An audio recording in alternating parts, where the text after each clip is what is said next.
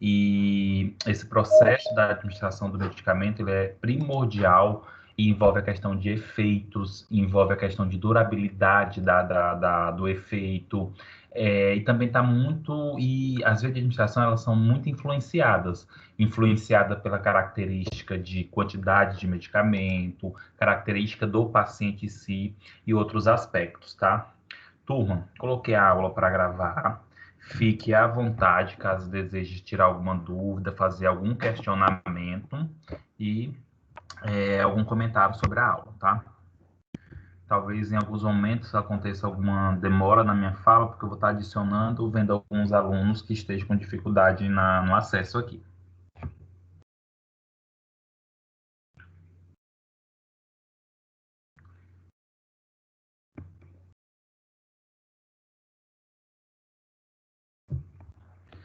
Turma, então, para a gente conseguir compreender, né, via de administração de medicamento, então, quando nós falamos vias, né, é o local de que administra esses medicamentos, né? E se o medicamento ele tem um aspecto para administrar, isso significa que, de modo geral, tem algum motivo, tem alguma explicação para tal. Inicialmente, gente, qual conceitos de via de administração de medicamento? São as vias pelas quais os medicamentos podem ser administrados. Isto porque estas vias interferem no início e na duração dos efeitos farmacológicos de um medicamento. Então, quando eu utilizo esse termo, né, da interferência, da duração dos efeitos, nós temos vários aspectos. Por exemplo, turma, se o medicamento ele é administrado pela via intravenosa, ou seja, o medicamento ele vai direto para a corrente sanguínea, o efeito é imediato e, consequentemente, existe uma durabilidade menor. Tá? Ou seja, porque o medicamento ele acaba logo sendo eliminado, tá? Gente, esse logo também não é instantaneamente, tá? Agora, por exemplo, turma, algumas vias, tais como a via de administração intramuscular. Dependendo da medicação, gente, a medicação ela faz depósito e a durabilidade desse efeito pode durar meses, pode demorar uma quantidade de dias bastante razoável. Por exemplo, o anticoncepcional injetável, né, que é administrado pela via intramuscular, tem uma durabilidade aí em torno de 30 dias. A famosa bezetacil, né, que é a penicilina G, bezetacil, que é a bezetacil, que é a penicilina bezantina. Tem um efeito, turma, até de 30 dias esse antibiótico. Tá? Então, essa questão das vias, elas vão influenciar nessa característica de efeito e, consequentemente, na escolha. Então, se o medicamento administrado pela via intravenosa é um medicamento que faz o efeito mais rápido, eu devo usar essa via de administração? Não. Isso vai depender do que você deseja, da característica que você quer. Em que sentido? Se o paciente entrar em um quadro de crise de urgência ou emergência e precisa do efeito imediatamente do medicamento, aí sim utiliza a via intravenosa. Agora, se por acaso o paciente não precisa de imediato esse efeito, ou precisa que dure esse efeito, ou que precisa usar 2, 3 vezes por dia, a via oral seria uma das mais vantajosas. Então, tudo vai depender da característica do paciente, tá? E quando a gente pensa, né, nas vias de administração de medicamentos, a gente acha que as coisas são bem simples, são fáceis, é somente aplicar, ingerir, e também não é desta maneira. Por exemplo, nós temos vias que são cômodas, né? Cômodas em que sentido? Fácil de ser usado, fácil de ser administrado e fácil de ser aceito, né? Mas existe via de administração que já são um pouco incômodas, principalmente as que passam pelas vias injetáveis, né? Todo medicamento que precisa ser administrado por uma via injetável, utilizando aí seringa e agulha, é incômodo. É incômodo porque tem pessoas que têm fobia, é incômodo porque vai levar uma lesão no tecido, é incômodo porque você precisa estar com uma pessoa treinada para realizar essa aplicação, você precisa de material, tá? O custo é maior. Então, gente, falar de via de administração, ela não é tão simples nesse quesito. Fora que, dependendo da via, tem algumas características e algumas vantagens e outras desvantagens, tá? A administração de medicamento, de modo geral, gente, ela prioriza uma eficiência, né? Eficiência em relação à característica do efeito do medicamento, segurança, na administração, segurança no efeito e responsabilidade. Uma pessoa que vai administrar um medicamento, principalmente quando tange as vias injetáveis, ela tem que ter responsabilidade. Responsabilidade em quê? Fazer o método, a técnica correta, de acordo com a substância, de acordo com o paciente, tá? Ter a responsabilidade de fazer a leitura da bula, conferir, para não ter troca de substâncias, como já existe N casos de erro de administração de medicamento por troca de substância, porque não foi feito o rótulo, não foi feita a checagem dupla, tá? E aí, quando se tem eficiência, segurança e responsabilidade, consequentemente, eu vou ter o quê? Uma terapêutica completa, eu tenho melhora do quadro clínico. E isso é importantíssimo, pois já é mais do que comprovado que quando se tem erro de administração de medicamento, independente da via que seja, do medicamento que se é usado, se acontece esse erro, isso acaba influenciando, turma, no tratamento do paciente. E aí, em vez do paciente ele ter uma alta rápida, uma resultilidade da doença, o que ele faz é complicar mais ainda, faz é agravar a situação.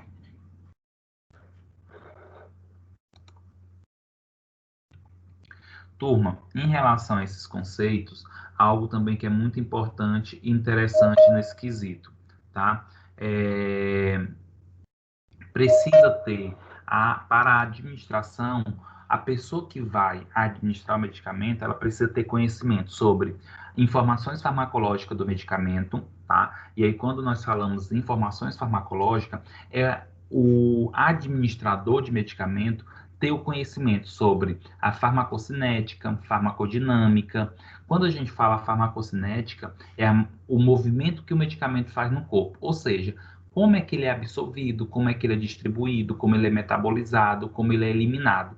É importante que nós tenhamos esse conhecimento. Como é que esse medicamento vai ser eliminado? Ele é administrado por via intravenosa. Então, será que ele vai ser eliminado pela urina ou vai ser eliminado pela bile, pelo intestino? Então, é importante que tenha esse conhecimento. Além dessa característica cinética, né, da movimentação desse medicamento no nosso organismo, é importante também que a pessoa tenha conhecimento do local onde vai exercer o efeito, como é que vai ser esse efeito, que é chamado aí farmacodinâmica.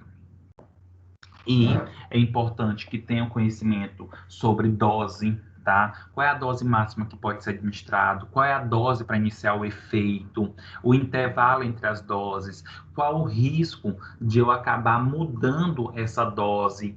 Né? Até porque, turma, não é porque que diz que o medicamento ele deve ser administrado de 8 em 8 horas que eu necessariamente tenho que administrar de 8 em 8 horas. Isso vai depender do paciente também.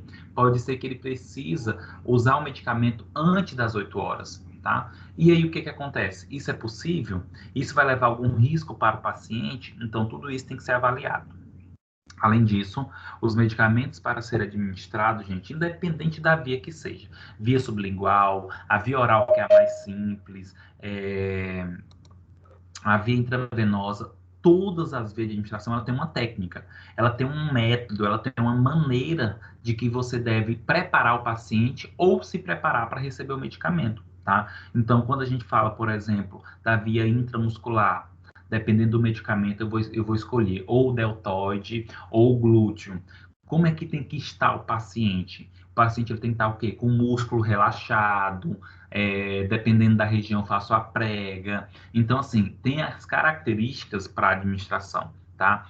Via sublingual, é só botar debaixo da língua. Mas não é bem debaixo da língua, né, turma? Precisa o quê? O paciente tem que estar, de preferência, sentado, tem que estar relaxado, não pode estar mascando chiclete, não pode estar comendo nada, tem que botar a língua para o céu da boca, depois colocar um comprimido ou a solução ali debaixo da língua e esperar um tempo por volta aí de 20 a 30 minutos sem falar, tá? Então, existe toda uma característica para a administração dos medicamentos, independente da via, tá?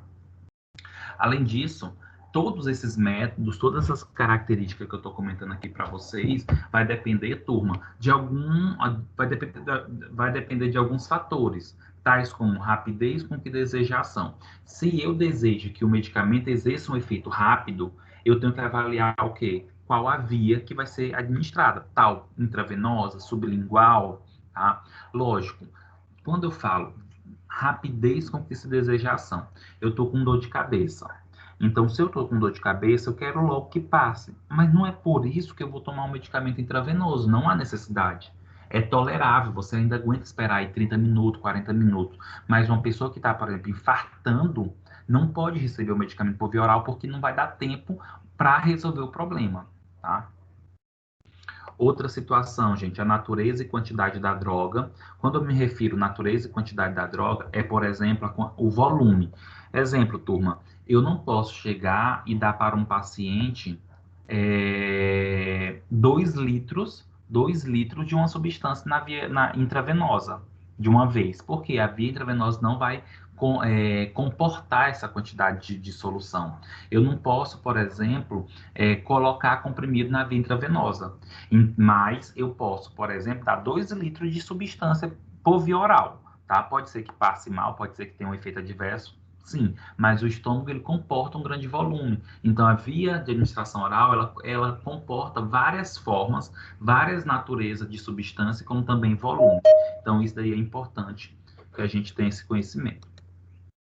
Outra situação, gente, é as condições do paciente, tá? E que sentido? Ah, eu quero administrar no paciente um medicamento pela via retal, mas o paciente está com diarreia. Então, não adianta, não compensa, não vale a pena fazer essa administração por via retal, tá? Ah, eu quero o paciente, ele quer tomar um medicamento por via oral. Perfeito, mas ele está vomitando.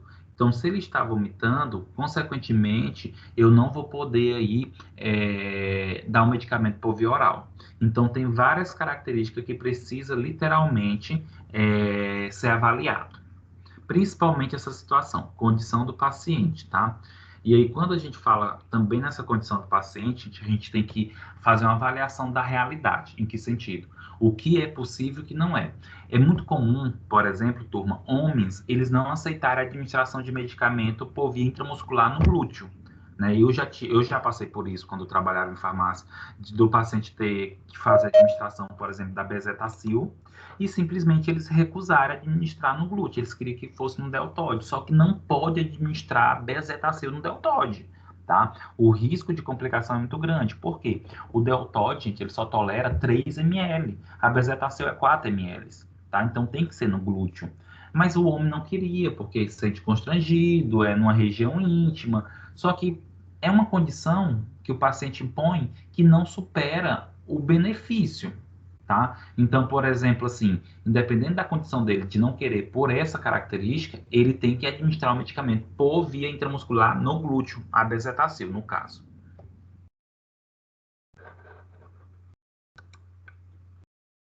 Tranquilo, turma? Alguma pergunta, alguma dúvida? Professor, Oi. essa mesma explicação aí que o senhor deu no caso de certas medicações serem aplicadas no deltóide e tal, é o que estava lendo para essa vacina agora, né? No caso. Sim. Mas assim, pode ter uma distinção ou todas elas, mesmo sendo da Coronavac, da AstraZeneca, mas todas têm que ser no mesmo local. Na verdade, Marcos, isso vai depender de vacina para vacina, mas as que nós temos hoje no mercado, elas foram todas produzidas para administração intramuscular, tá? Para administração intramuscular. Não importa se a pessoa fosse administrar no glúteo ou se fosse administrar no deltóide. A Coronavac, a AstraZeneca também pode ser administrada no glúteo. Agora, qual o problema de administrar no glúteo? Com a funcionalidade da vacina? Não.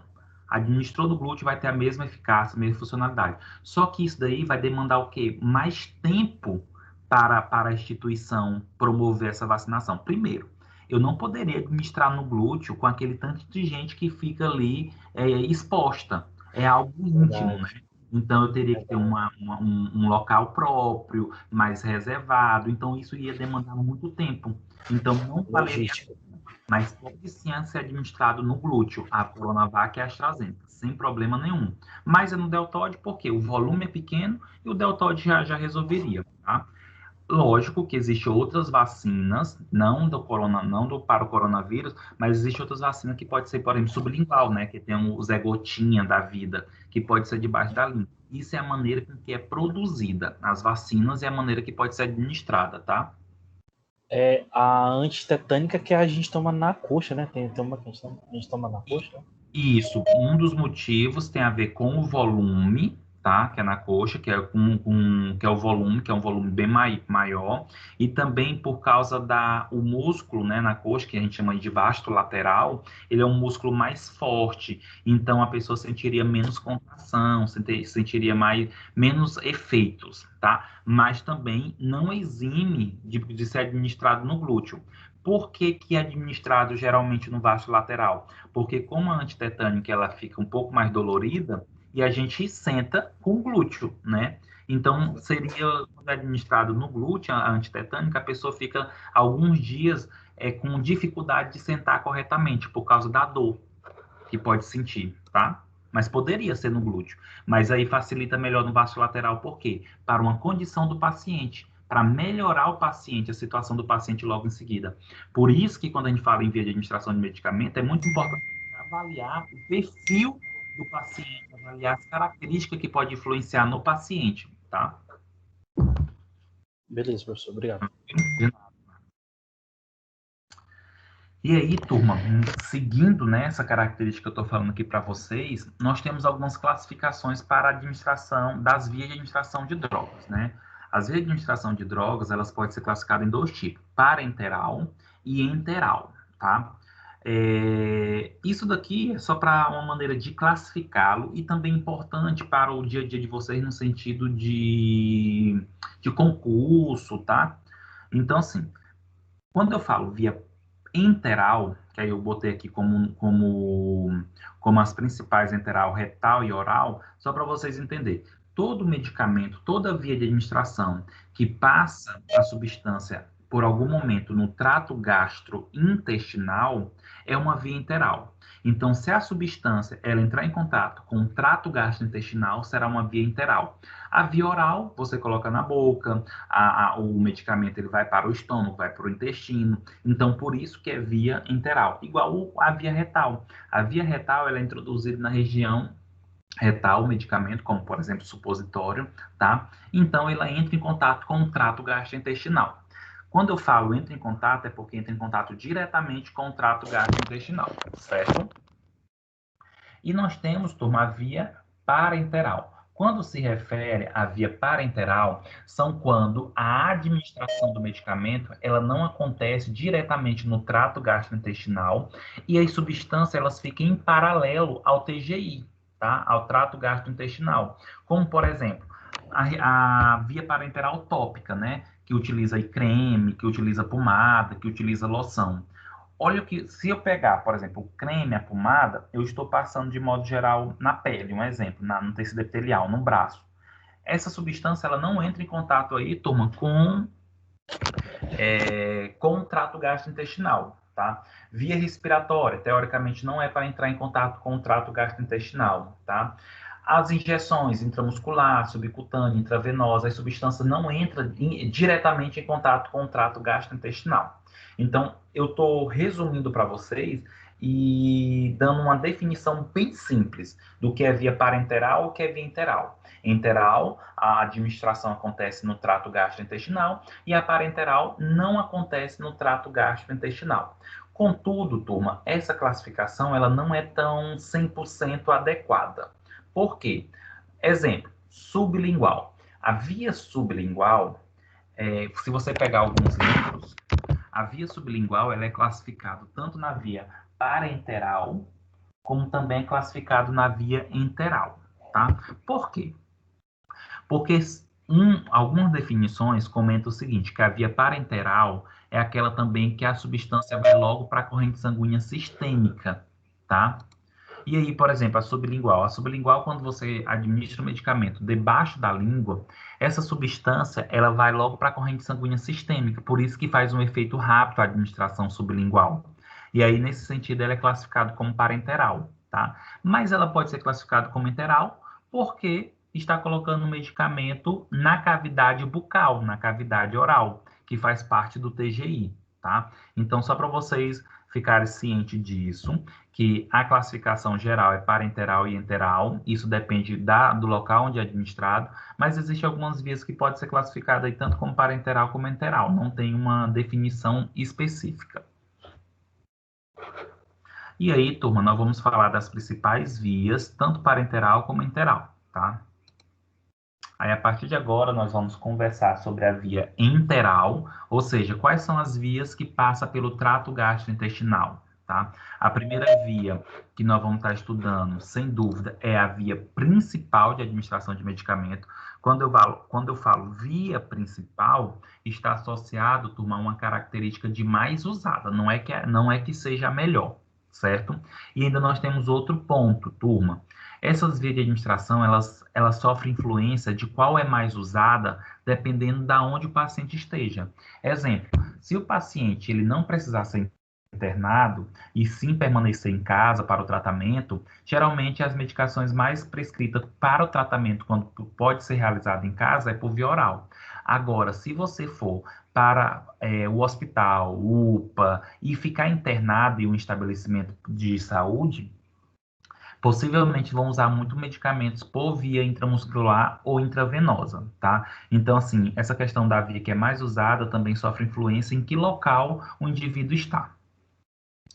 E sobre a via oral, tá? É importante nós entender que a via oral é quando o medicamento é administrado na boca e, consequentemente, essa substância, esse medicamento, ou vai para o estômago ou para o intestino, onde vai acontecer aí a sua absorção. Sendo, turma, que geralmente o estômago absorve, o intestino delgado absorve muito a substância e geralmente o intestino grosso já não absorve quase nada, tá?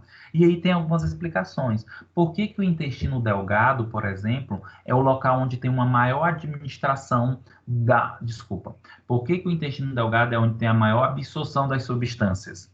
Porque o intestino delgado, gente, em nível de extensão, ele é o órgão maior comparado ao intestino grosso e ao intestino... Desculpa, é o órgão maior comparado ao estômago, tá?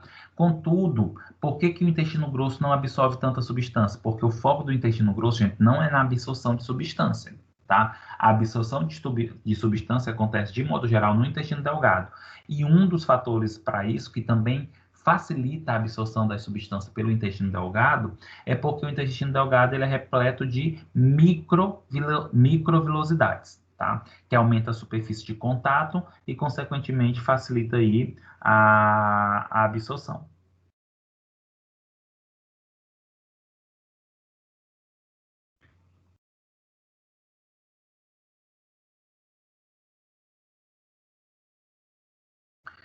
E, além disso, gente, a via oral ela é tão importante porque é pela via oral, turma, que tem uma maior administração de formas farmacêuticas, tá? Em relação às outras vias. Olha só, gente, consequentemente, quais são as formas farmacêuticas que podem ser administradas por via oral? Basicamente todas. Comprimido, cápsula, dragem, suspensões, emulsões, elixir, xarope, soluções. Ou seja, quase que todas as formas farmacêuticas podem ser administradas por via oral. Gente, como eu falei, vou voltar aqui o slide, como eu falei para vocês, existem alguns fatores que influenciam a absorção, tá? Como, por exemplo, o intestino. O intestino, ele sofre influência da absorção, geralmente por substâncias que têm uma característica básica. Então, substâncias que têm característica básica, elas são melhores absorvidas no intestino, enquanto as substâncias que têm característica ácida são melhores absorvidas no estômago. E o que que influencia isso daqui? O pH. O estômago é ácido, o intestino tem uma característica mais alcalina, mais básica.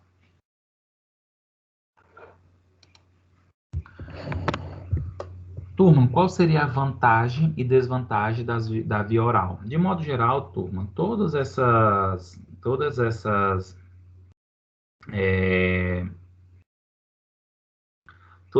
características de vias, basicamente todas têm vantagem e desvantagem, tá?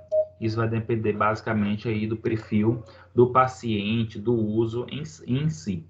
Ok, então qual seria a vantagem da via oral? Primeira vantagem, é uma via bem aceita pelos pacientes e, na verdade, turma, é incrível. Quando a gente vai usar algum medicamento, administrar um medicamento por via intramuscular ou intravenosa, é muito comum os pacientes logo perguntarem: doutor, mas não tem aí o por via oral, não tem comprimido, não tem pílula, não tem cápsula? Por quê, gente? É bem mais aceito, né, pelos pacientes administrar aí por via oral, tá? Mas lembra que tudo vai ter uma característica do paciente e nem todo medicamento que tem por via intravenosa, por exemplo, vai ter por via oral ou vice-versa. Gente, tem muitos antibióticos, mas muitos, principalmente aqueles antibióticos que são restritos a nível hospitalar, eles não têm comprimido. Por exemplo, miropenem, imipenem, tá? Esses medicamentos antibióticos que são restritos a nível hospitalar, eles não têm por via oral, tá? Então, muitas vezes você não vai poder administrar literalmente é na questão da não vai poder usar, né, por via oral, porque o medicamento só é produzido por via intravenosa ou intramuscular.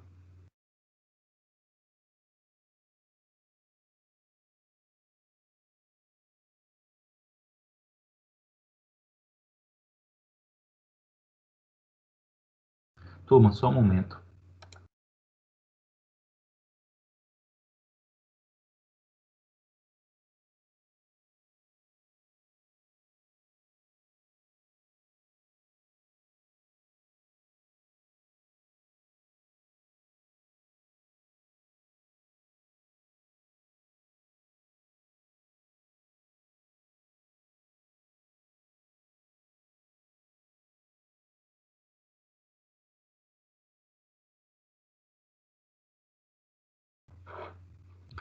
Turma, a via oral, uma das vantagens é porque ela é mais segura. O que seria isso? Turma, o que é que acontece? Quando a gente fala que ela é mais segura, é o fato de que, uma vez o medicamento administrado pela via oral, esse medicamento, dependendo da situação, a gente pode tentar tirar de dentro do estômago, né? Por quê? Pode-se fazer a lavagem gástrica, pode induzir o vômito. Então, vamos imaginar que uma pessoa ingeriu uma grande quantidade de substância por via oral. Então, a gente pode induzir o vômito. Isso, lógico, isso vai depender da substância. Nem toda substância pode ser induzida o vômito, porque aí pode agravar mais ainda.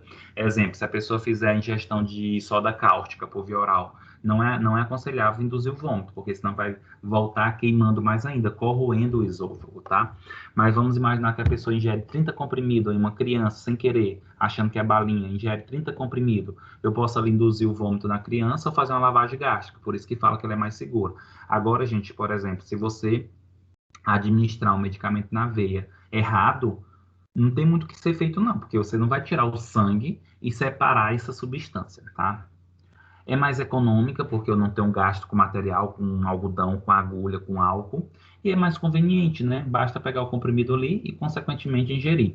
Turma, é muito importante que, apesar de ser muito simples a administração por via oral, é importante que a gente faça o seguinte, faça uma administração com o mínimo de contaminação possível, tá? Então, assim, pegar no comprimido, pegar na cápsula, não é tão correto.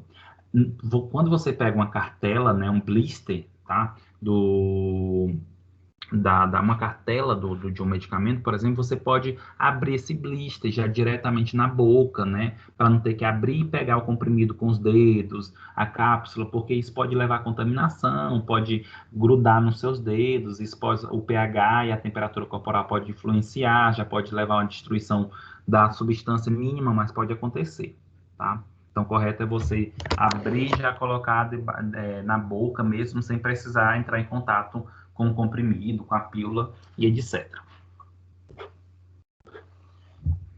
E as desvantagens da via oral, turma, é que pode acontecer a má absorção de alguns fármacos, tá? E associando a isso, má absorção de alguns fármacos, já entro aí, por exemplo, formação de complexos insolúveis com alimentos, inativação de fármacos pelo suco digestivo. Em outras palavras, turma, pode ter interferência do suco gástrico com a medicação. Porque o suco gástrico ele é repleto de substâncias, enzimas que podem degradar ou interferir no efeito, na absorção dessas substâncias. Além disso, uma das coisas que podem acontecer também, turma, é a interação medicamento e alimento. Algumas substâncias elas podem interferir na absorção da substância, do medicamento, por formar interações. Um exemplo bem clássico disso, que eu estou falando aqui para vocês, eu posso dar o exemplo, turma, Posso dar o exemplo para vocês da tetraciclina, que é um antibiótico, com o leite.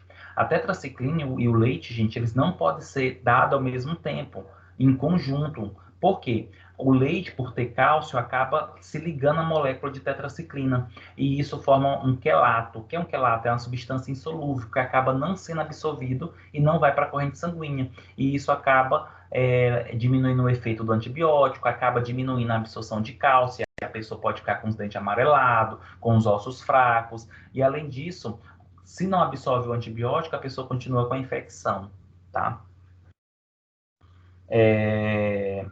Gente, a via oral, ela influencia aí no metabolismo de primeira passagem, que tem um slide que eu vou falar só sobre isso, metabolismo de primeira passagem. Então, vou deixar para explicar mais lá na frente, tá? Outra coisa, gente, qual é a desvantagem da via oral? Alguns medicamentos são irritativos, alguns medicamentos são irritantes do estômago. É tanto que, às vezes, é muito comum os pacientes, os clientes relatarem: quando eu tomei esse medicamento, eu senti uma dor no estômago, uma azia, uma queimação. Por quê? Tem substâncias que são irritativas, principalmente, turma, antibióticos. Antibióticos são bastante irritantes da mucosa digestiva, tá? Inclusive, muitos eles sugere-se administrar eles logo após a alimentação, para diminuir essa irritação ao estômago, tá? Por isso que às vezes as pessoas falam: eu vou forrar o estômago primeiro para tomar o medicamento. Esse forrar, gente, né, que é ingerir o alimento, é só para diminuir essa irritação na parede estomacal, tá? Uma desvantagem também da via oral, gente, é porque ela acaba não sendo boa para quando a pessoa está vomitando, que é êmese, tá? Esse termo aí, êmese, significa vômito, tá? Então, por que que não pode? Porque se a pessoa está vomitando, gente, o medicamento ele não vai ficar seguro, ele não vai segurar no estômago, então ele não vai ser absorvido, tá? Ou então, uma desvantagem é da dificuldade de deglutição. Eu já até falei isso em aulas anteriores. Turma, essa questão da deglutição não é frescura, tá? Isso daí pode estar associado a um trauma, a uma má dificuldade em deglutição, porque não treinou a deglutição, e isso é muito comum, por exemplo, em crianças, tá? E uma outra desvantagem é que existem alguns medicamentos que têm sabor e odor desagradável, tá? Exemplo, gente, o sabor. O secnidazol tem um sabor metálico, fica amargo a boca, tá? E odor desagradável, até comentei isso na aula anterior. O fluimicil, que é a acetilcisteína, tá? Que é um mucolítico, um expectorante. Tem um odor, gente, um cheiro de esgoto, literalmente, tá? Então, essas são as desvantagens. Turma, só um momento.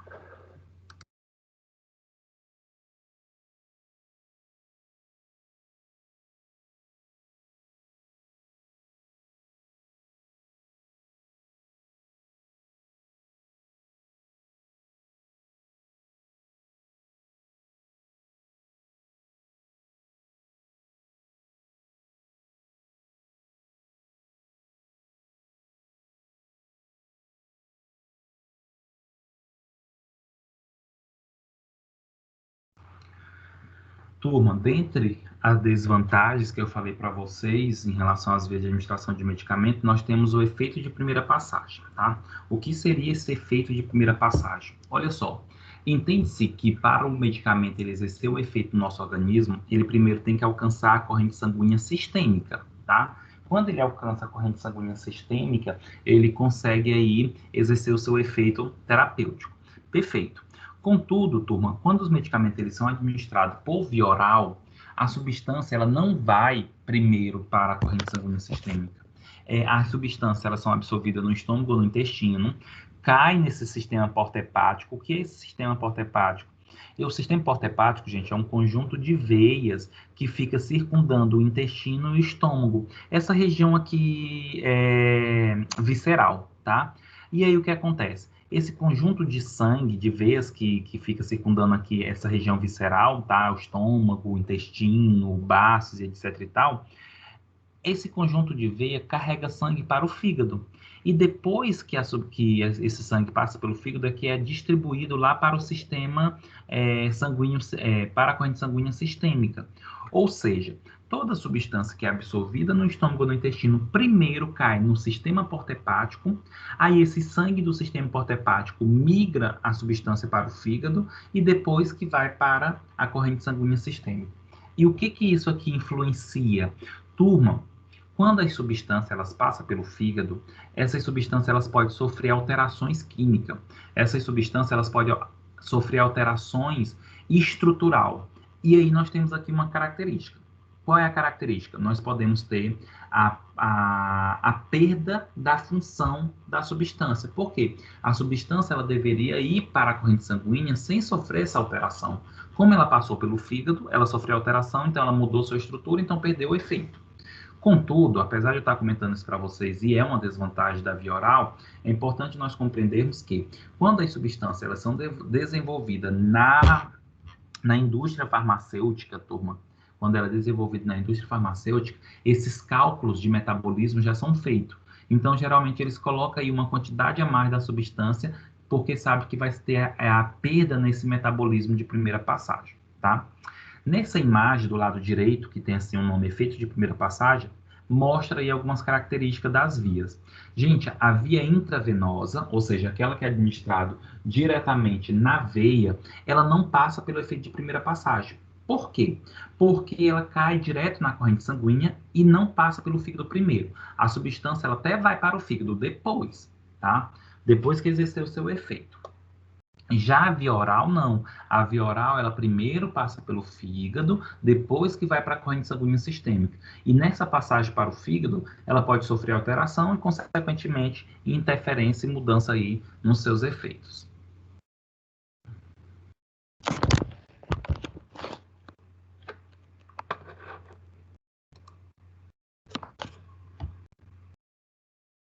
E aí, turma, seguindo essa característica aí, né, da via oral, olha só.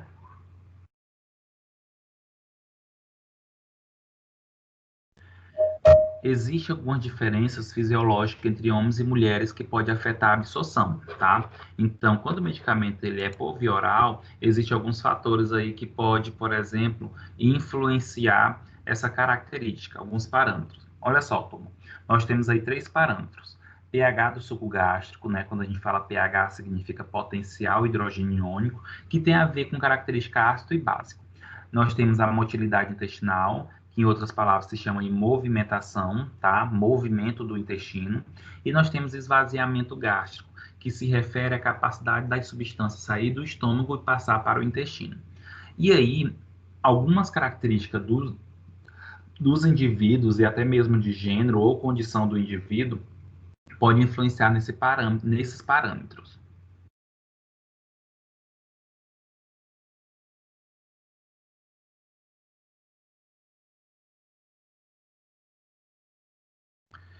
Turma, em relação ao pH do suco gástrico, olha só, tem gestante maior que mulher, maior que homem. Quando bota gestante maior que mulher e mulher maior que homem, eu estou me referindo ao quê? Eu estou querendo dizer que as mulheres, elas sofrem diferença, as mulheres gestantes sofrem diferença na absorção de acordo com a gestação e a mulher, em relação ao homem, também sofre influência. Como assim, Wellington? Ainda não compreendi. Turma, o pH do suco gástrico em gestantes, eles são mais ácidos, tá? É mais ácido. Por quê? Por causa da característica de produção hormonal, tá? Não é à toa, gente, que as mulheres, quando estão gestantes, elas sentem muito azia. Por que elas sentem muito azia? Por causa do pH que está mais ácido, tá? Por estar o pH mais ácido, isso acaba aumentando a absorção de substâncias de medicamentos que têm perfil de ser um ácido fraco, tá? Gente, outra coisa, motilidade intestinal. Gente, as gestantes, ela tem uma motilidade intestinal, um movimento peristáltico no intestino mais lento, menor. Por isso que elas têm mais constipação, tá? E o que isso influencia? As mulheres gestantes, por ter diminuição no movimento peristáltico, no movimento intestinal, isso faz com que a substância permaneça mais tempo no intestino. Permanecendo mais tempo no intestino, a absorção acaba sendo maior. E esvaziamento gástrico é prolongado nas gestantes. Como assim? Como o bebê acaba comprimindo os órgãos viscerais, acaba diminuindo esses movimentos aí. O que que acontece? A substância presente no estômago, ela acaba demorando mais para passar para o intestino, porque está tendo essa pressão feita pelo bebê, tá? E aí, nesse sentido, o que é que acontece? As substâncias, como elas permanecem mais no estômago, elas ficam mais disponíveis para absorção. Então, como o esvaziamento gástrico nas mulheres gestantes é demorado, isso acaba aumentando a possibilidade de absorver as substâncias. Turma, alguma dúvida, algum comentário na via oral?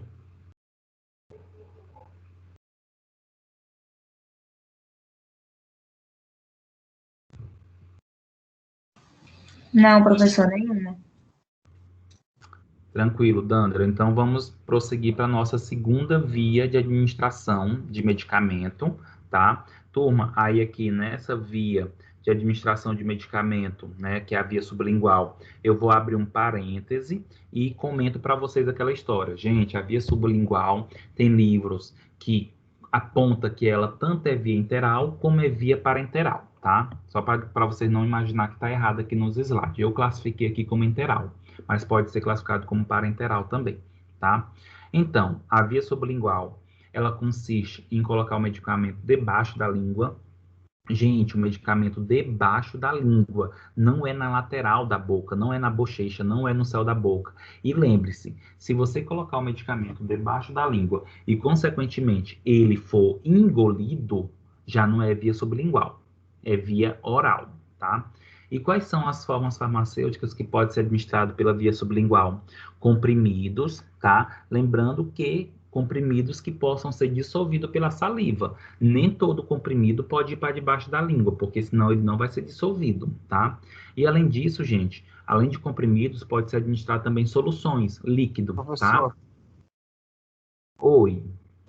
quando um medicamento que é sublingual, no caso, o paciente engolir ele sem colocar debaixo da língua, ele vai fazer o mesmo efeito? Adielisson, isso? Adielison. Adielisson. Não, Adielison. Adielisson, tem acento, é isso ou não? Tem não. Tá. Adielisson, o que é que acontece? Se o medicamento ele é para ser administrado pela via sublingual, a primeira coisa que vem na minha cabeça é: esse paciente ele precisa de um efeito rápido, tá? Se ele for administrado sublingual e porventura acabou engolindo e aí passa a ser via oral, vai ter efeito? Vai. A substância vai ser absorvida, vai para a corrente sanguínea e vai exercer o efeito. A questão é que você vai ter que esperar pelo menos 20 minutos. E geralmente se bota debaixo da língua porque o efeito tem que ser rápido, tá? Exemplo, vamos imaginar que o paciente está em crise hipertensiva e chega ali no hospital. Aí pega rapidamente, quebra um captopril, né, divide um captopril, bota debaixo da língua. Se ele falar que engoliu, vai ter que dar um outro sublingual. Por quê? Porque não vai esperar 30 minutos para baixar a pressão. Esses 30 minutos pode ser decisivo para ter um AVC, para ter um infarto, para ter um derrame. Então, nesse caso aí, vai ter que botar de novo o captopril, tá? Agora, se o caso não é urgente, se o caso não é de resolutilidade rápida, não há problema o medicamento ter ido para a via oral. Tranquilo? Entendi. Obrigado, professor. Nada. E eu ainda vou completar essa tua pergunta. Se isso aconteceu, nós temos duas situações aí envolvidas. O profissional não orientou, não disse que era sublingual, que não deveria falar, que não deveria engolir, que deveria permanecer ali até a completa dissolubilidade ou absorção. Esse seria o primeiro ponto. E o segundo ponto é o paciente não sabia que não poderia falar. O paciente não sabia que precisaria esperar ali, tá? Então, isso eu acho muitas vezes mais de orientação mesmo. E lógico, seria importante também lembrar para vocês que tudo vai depender do paciente. Gente, quase não é administrado medicamento sublingual em criança, né?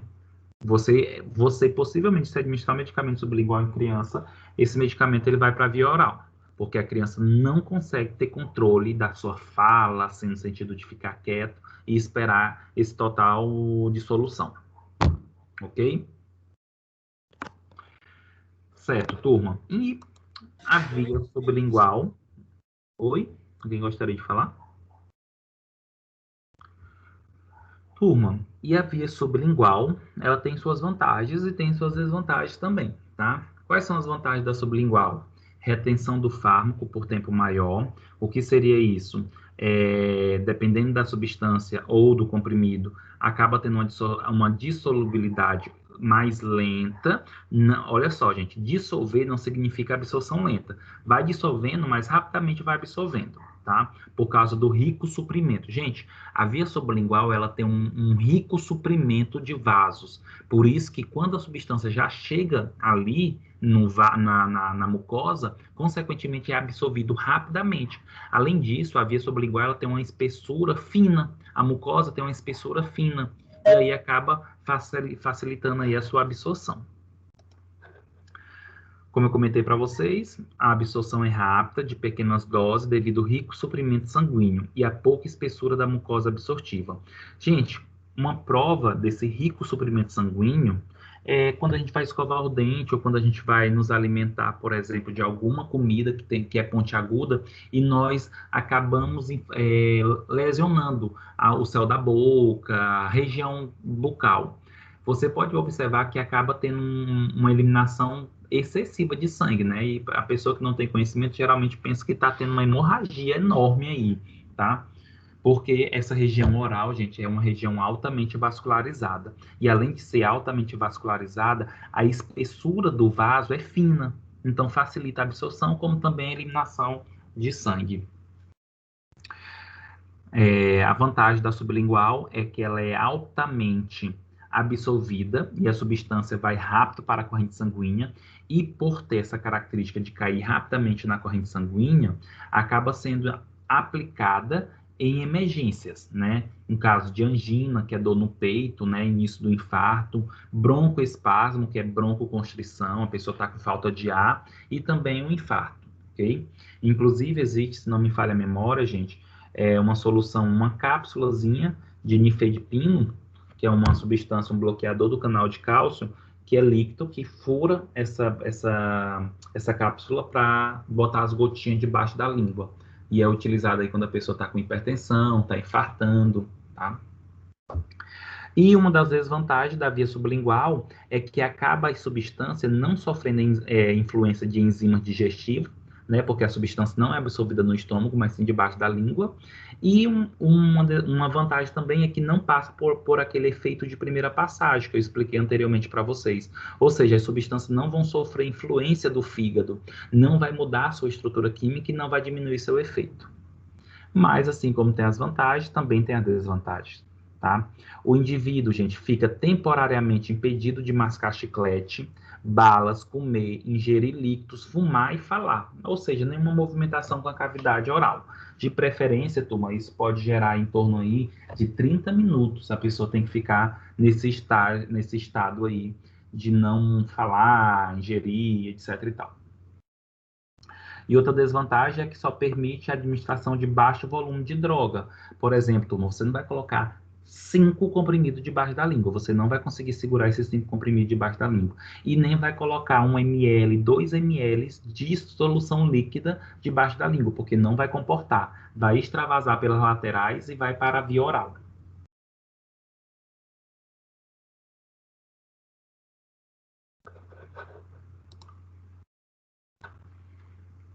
Turma, alguma dúvida sobre via sublingual?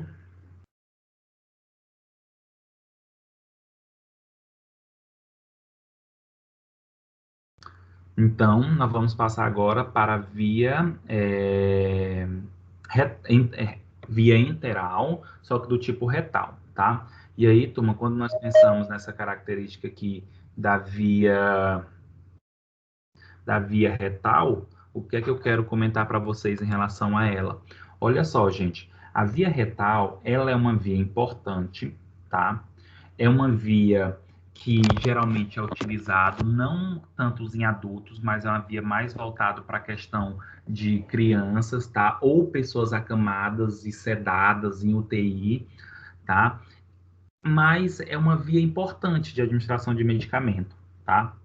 Então, quando a gente fala via retal, gente, é a administração de medicamento no reto, tá? O medicamento ele tem que ir para o reto, não é na região perianal, tá? É no reto. Geralmente essa administração na via retal ela pode ser tanto em modo supositório ou clíster medicamentoso ou enema, tá?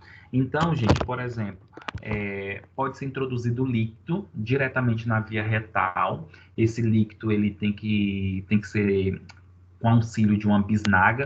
Um exemplo, turma, é o Minilax, né? Que é um laxante que pode ser administrado, ou supositório, por exemplo, de glicerina, tá? E aí, turma, essa administração retal, ela tem toda uma técnica, ela tem todo um método, não é pegar e introduzir diretamente no ânus, não.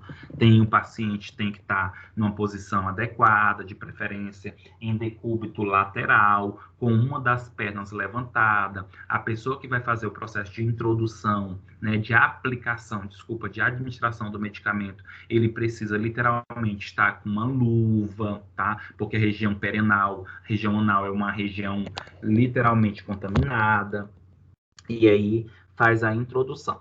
Dependendo do paciente, turma, da característica, talvez seja interessante passar uma vaselina, tá? Para não ficar tão ressecado e na hora da introdução não levar a fissuras, não sangrar e não ter mais incômodo, tá?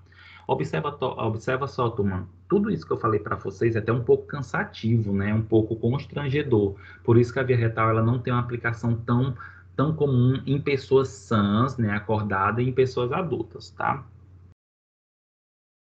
Inclusive, turma, é muito comum, né, quando eu trabalhava em farmácia, que as pessoas precisaria fazer, por exemplo, algum procedimento cirúrgico que precisaria esvaziar o colo, o intestino, e aí que o médico passava, por exemplo, o laxativo por via retal, chegava pessoas e perguntavam, mas eu não posso usar, por exemplo, um Lactopurga, um Bisacordyl, um Dulcolax, né? Por quê? Não se sentia tão adequado em fazer o uso de laxantes por via retal, pois é constrangedor, né? Formas farmacêuticas que pode ser utilizado aí, gente, por via retal, soluções, suspensões e supositórios. Vantagens e desvantagens da via retal. Turma, vantagens. É utilizado em pacientes com vômitos, inconscientes ou que não sabe deglutir, tá, turma? Protege fármaco susceptível das inativações gastrointestinais e hepáticas. Como assim, professor? Olha só, se tem algum medicamento que ele sofre influência das enzimas digestivas, tá? O que acontece? Se administrar pela via retal, consequentemente, não vai passar pelo estômago, não vai passar pelo intestino delgado. E aí acaba não sofrendo essa influência por essas enzimas, tá? Por quê? Porque a absorção dos medicamentos por via retal, gente, é lá pela veia cava, tá? Inferior. Ou seja, não passa próximo do intestino delgado e nem próximo do estômago, então não vai sofrer essa influência, tá? E a via retal, ela é usada em pediatria, geriatria e psiquiatria. Lembrando que em relação à psiquiatria, geralmente a pessoa tem que estar sedada, tá? Para poder fazer isso, porque senão não consegue controlar. Desvantagem, já comentei para vocês, incomodidade de administração, tá? Essa incomodidade se refere a ser constrangido, tem toda uma técnica para administrar, tá? Além disso, gente, há uma possibilidade de irritação, tá? Na região, e uma das características em relação a essa irritação ainda influencia um aspecto, gente, por levar dor e rejeição, tá? Então, se irrita, a pessoa pode sentir dor e, involuntariamente, o esfíncter contrair e levar à expulsão do medicamento, tá? E isso pode levar, gente, a sangramento. Turma, a região retal é uma região altamente vascularizada. É uma região quente, é uma região de aumento de temperatura, isso leva a uma vasodilatação e pode ter sangramento intenso, tá? Além disso, Pode levar também, gente, ao tenesmo, né? O que é o tenesmo? É uma contração involuntária do esfíncter anal externo, e isso pode levar à expulsão do produto. Gente, o tenesmo, ele acontece na gente quando nós desejamos, por exemplo, urinar ou defecar e simplesmente não tem nada, não tem urina, não tem fezes, mas vem aquela dor, vem aquela contração involuntária e não sai nada, tá? Isso seria o tenesmo. E uma desvantagem também da via retal, gente, é a absorção errática, tá? O que é essa absorção errática? É quando ocorre, gente, uma administração errada e a substância ela acaba indo para uma região mais acima do reto, lá para o rumo do colo, que acaba não favorecendo uma absorção adequada. Lembrando, via retal, a administração é no reto. E para ter essa administração, você precisa passar pela região anal inicialmente, tá? A região retal, gente, ela vem logo após a região anal, ó, logo após a região perianal, tá? E a região retal, ela tem um tamanho aí, particularmente de 8, 10 centímetros. Para que ocorra a administração da droga por via retal, gente, a droga, o medicamento tem que ter um pH básico, o pH semelhante da região retal, e ela tem que ser altamente lipossolúvel, até porque a substância ela vai ser absorvida pela mucosa, pelo tecido epitelial, tá? E aí precisa ter uma característica lipossolúvel para ter uma facilidade na absorção pela via retal, uma absorção pelo tecido epitelial, que é formado aí de células bem juntas, e essas células são formadas por membrana lipídica.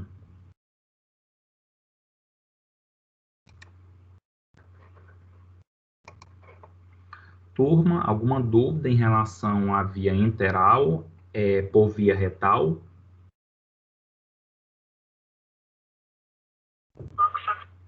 Então, vamos lá continuar, tá? A partir de agora, turma, nós vamos falar, de modo geral, sobre a via de administração parenteral, tá? Lembra que no início do nosso conteúdo, eu classifiquei com vocês as vias de administração de medicamento em dois tipos, enteral e parenteral. Sendo que a via enteral, de modo geral, é porque passa pelo trato gastrointestinal, a substância ela não vai diretamente para a corrente sanguínea sistêmica, tá? E já a via parenteral é aquelas vias que as substâncias, os medicamentos não são administrados diretamente no TGI e possivelmente as substâncias elas vão diretamente para a corrente sanguínea sistêmica, tá? E a via parenteral, gente, elas são aquelas cujo sítio de absorção não pertence ao sistema digestório, que foi o que eu comentei para vocês. E a via parenteral, ela ainda tem uma subclassificação, tá? O que é essa subclassificação? A via parenteral, ela pode ser classificada, turma, de modo geral, em vias diretas e vias indiretas, tá? Só um momento.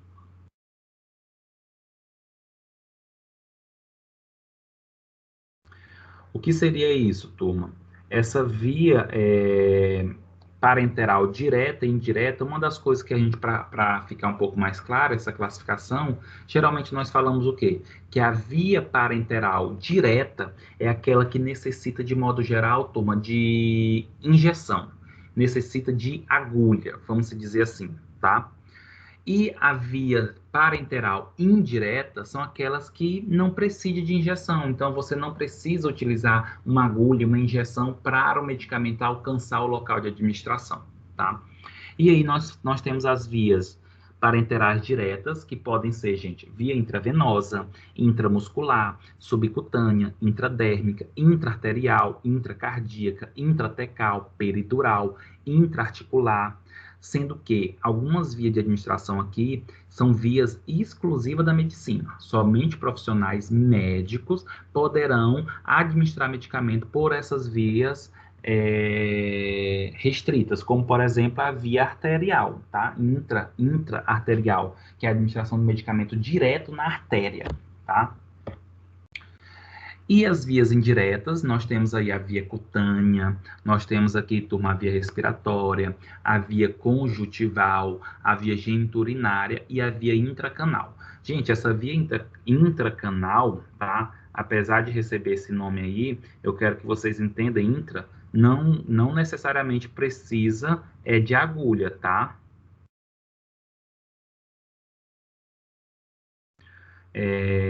Olha só, essa via intracanal geralmente se administra medicamentos que são medicações intracanal, né?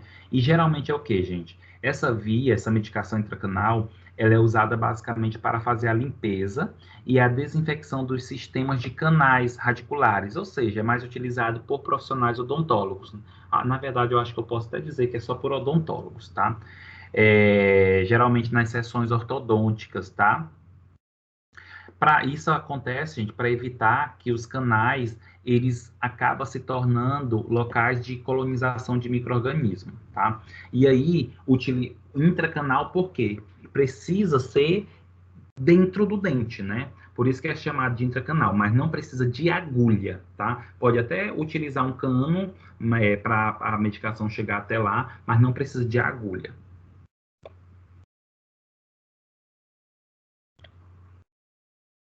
E aí, turma, a gente vai ver algumas, tá? Algumas vias, que são aquelas que são mais importantes para a gente, e outras não, tá? Que são mais restritas.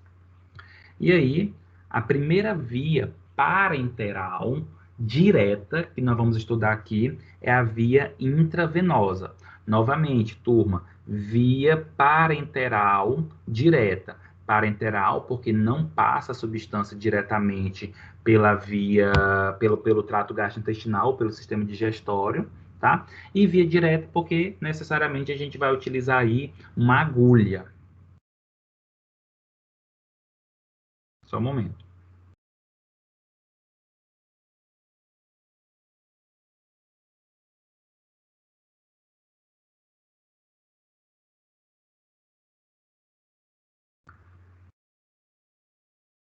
Turma, a via intravenosa, ela é a administração do medicamento diretamente na corrente sanguínea, como tem a definição aí. Então, quando o medicamento ele é administrado diretamente na veia, principalmente, é uma administração intravenosa, tá?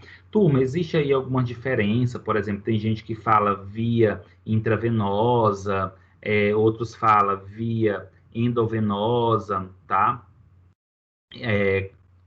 Na prática, elas são a mesma coisa, são a administração de medicamento, tá, na veia. Contudo, na enfermagem, principalmente, existe aí essa diferença, tá?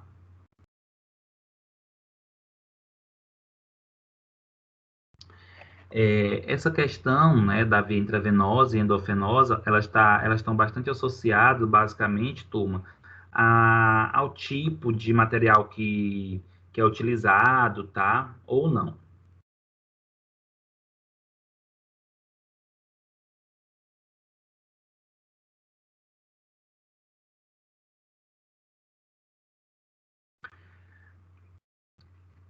O que eu já ouvi falar, basicamente, dessa via intravenosa, endovenosa, turma, tá muito associada à gramática mesmo, tá? Por exemplo, o intra, né? Intra significa o quê? No interior, na parte interna, tá? Já endo, na verdade, significa dentro, interno. Então, basicamente, é quase a mesma coisa, tá? E aí, turma, os medicamentos que são administrados, turma, na via intravenosa, endovenosa, tem que ser soluções aquosas, tá? Já até falei isso para vocês lá nas formas farmacêuticas. Os medicamentos têm que ser administrados, gente, diretamente, né, na veia, tem que ser soluções aquosas. Lembra o que é soluções? Soluções são misturas de líquido com líquido, ou líquido e soluto, mas que seja uniforme, seja só uma fase, tá? E aí, turma, os medicamentos, né, por via intravenosa, eles podem ser administrados diretamente na veia, na corrente sanguínea, mas existe aí os métodos de administração, né? Esses métodos de administração, geralmente, eles estão associados a uma característica que se deseja. Se deseja um efeito mais rápido, se a administração tem que ser mais rápida, lentamente, isso também pode sofrer influência do medicamento, tá? Isso é muito mais usado e entendido pela enfermagem. tá? E aí nós temos a administração por injeção intermitente, que é chamada de injeção em bolo ou bolos, tá? Com U em vez do O. E o que seria, basicamente, essa administração em bolos? Essa administração em bolos, gente, ela é uma administração que depende da quantidade de ml que vai ser. Por exemplo, consiste aí numa administração de 200 a 30 ml, né, de 200 a 300 ml da substância em si, tá?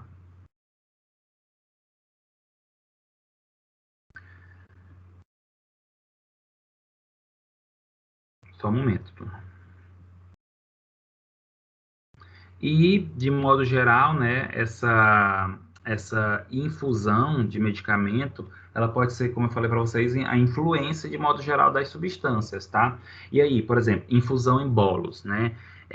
Geralmente é quando é administrado o medicamento direto na veia, com um tempo menor ou igual a 1 minuto. Então, se o medicamento tem que ser administrado até em 1 minuto, ou seja, é uma infusão em bolos, tá? A infusão, gente, intermitente, geralmente é quando a administração do medicamento é em tempo superior a 60 minutos, tá? Porém não contínuo, tá? Pode ser, por exemplo, intravenosa de 2 em 2 horas, uma vez por dia.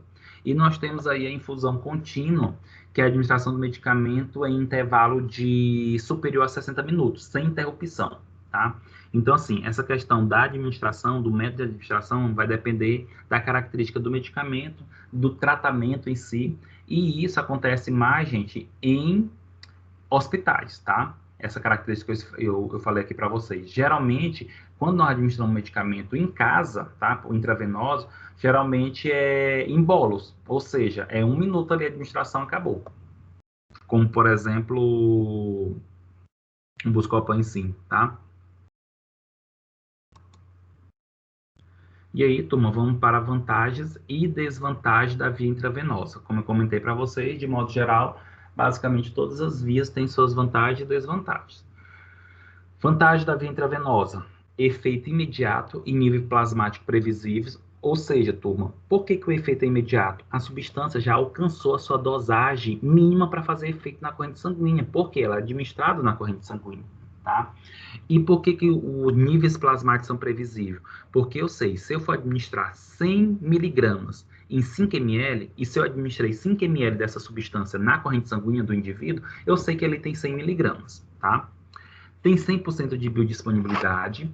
O que é essa biodisponibilidade? É a concentração ou a quantidade de substância que alcança a corrente sanguínea.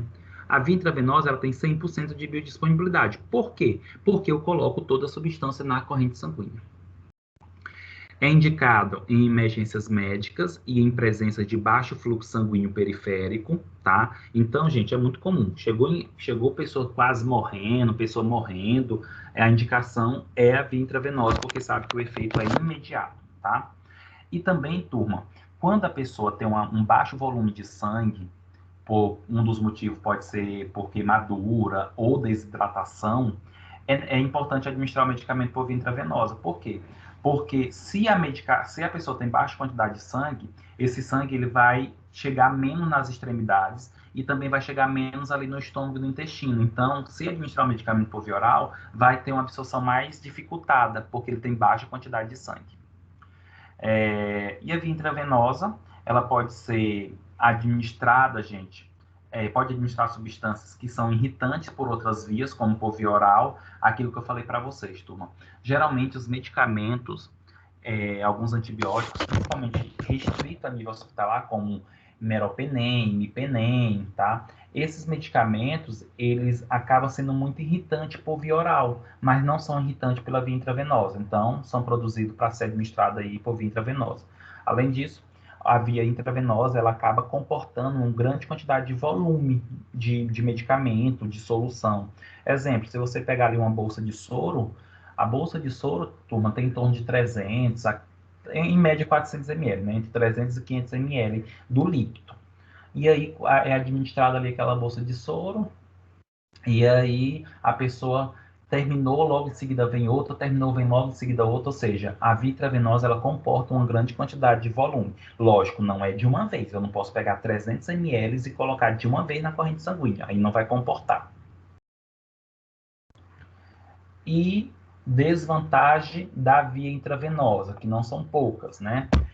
Necessita de asepsia e pessoa treinada, tá, turma? Não é todo mundo que pode administrar um medicamento pela via intravenosa.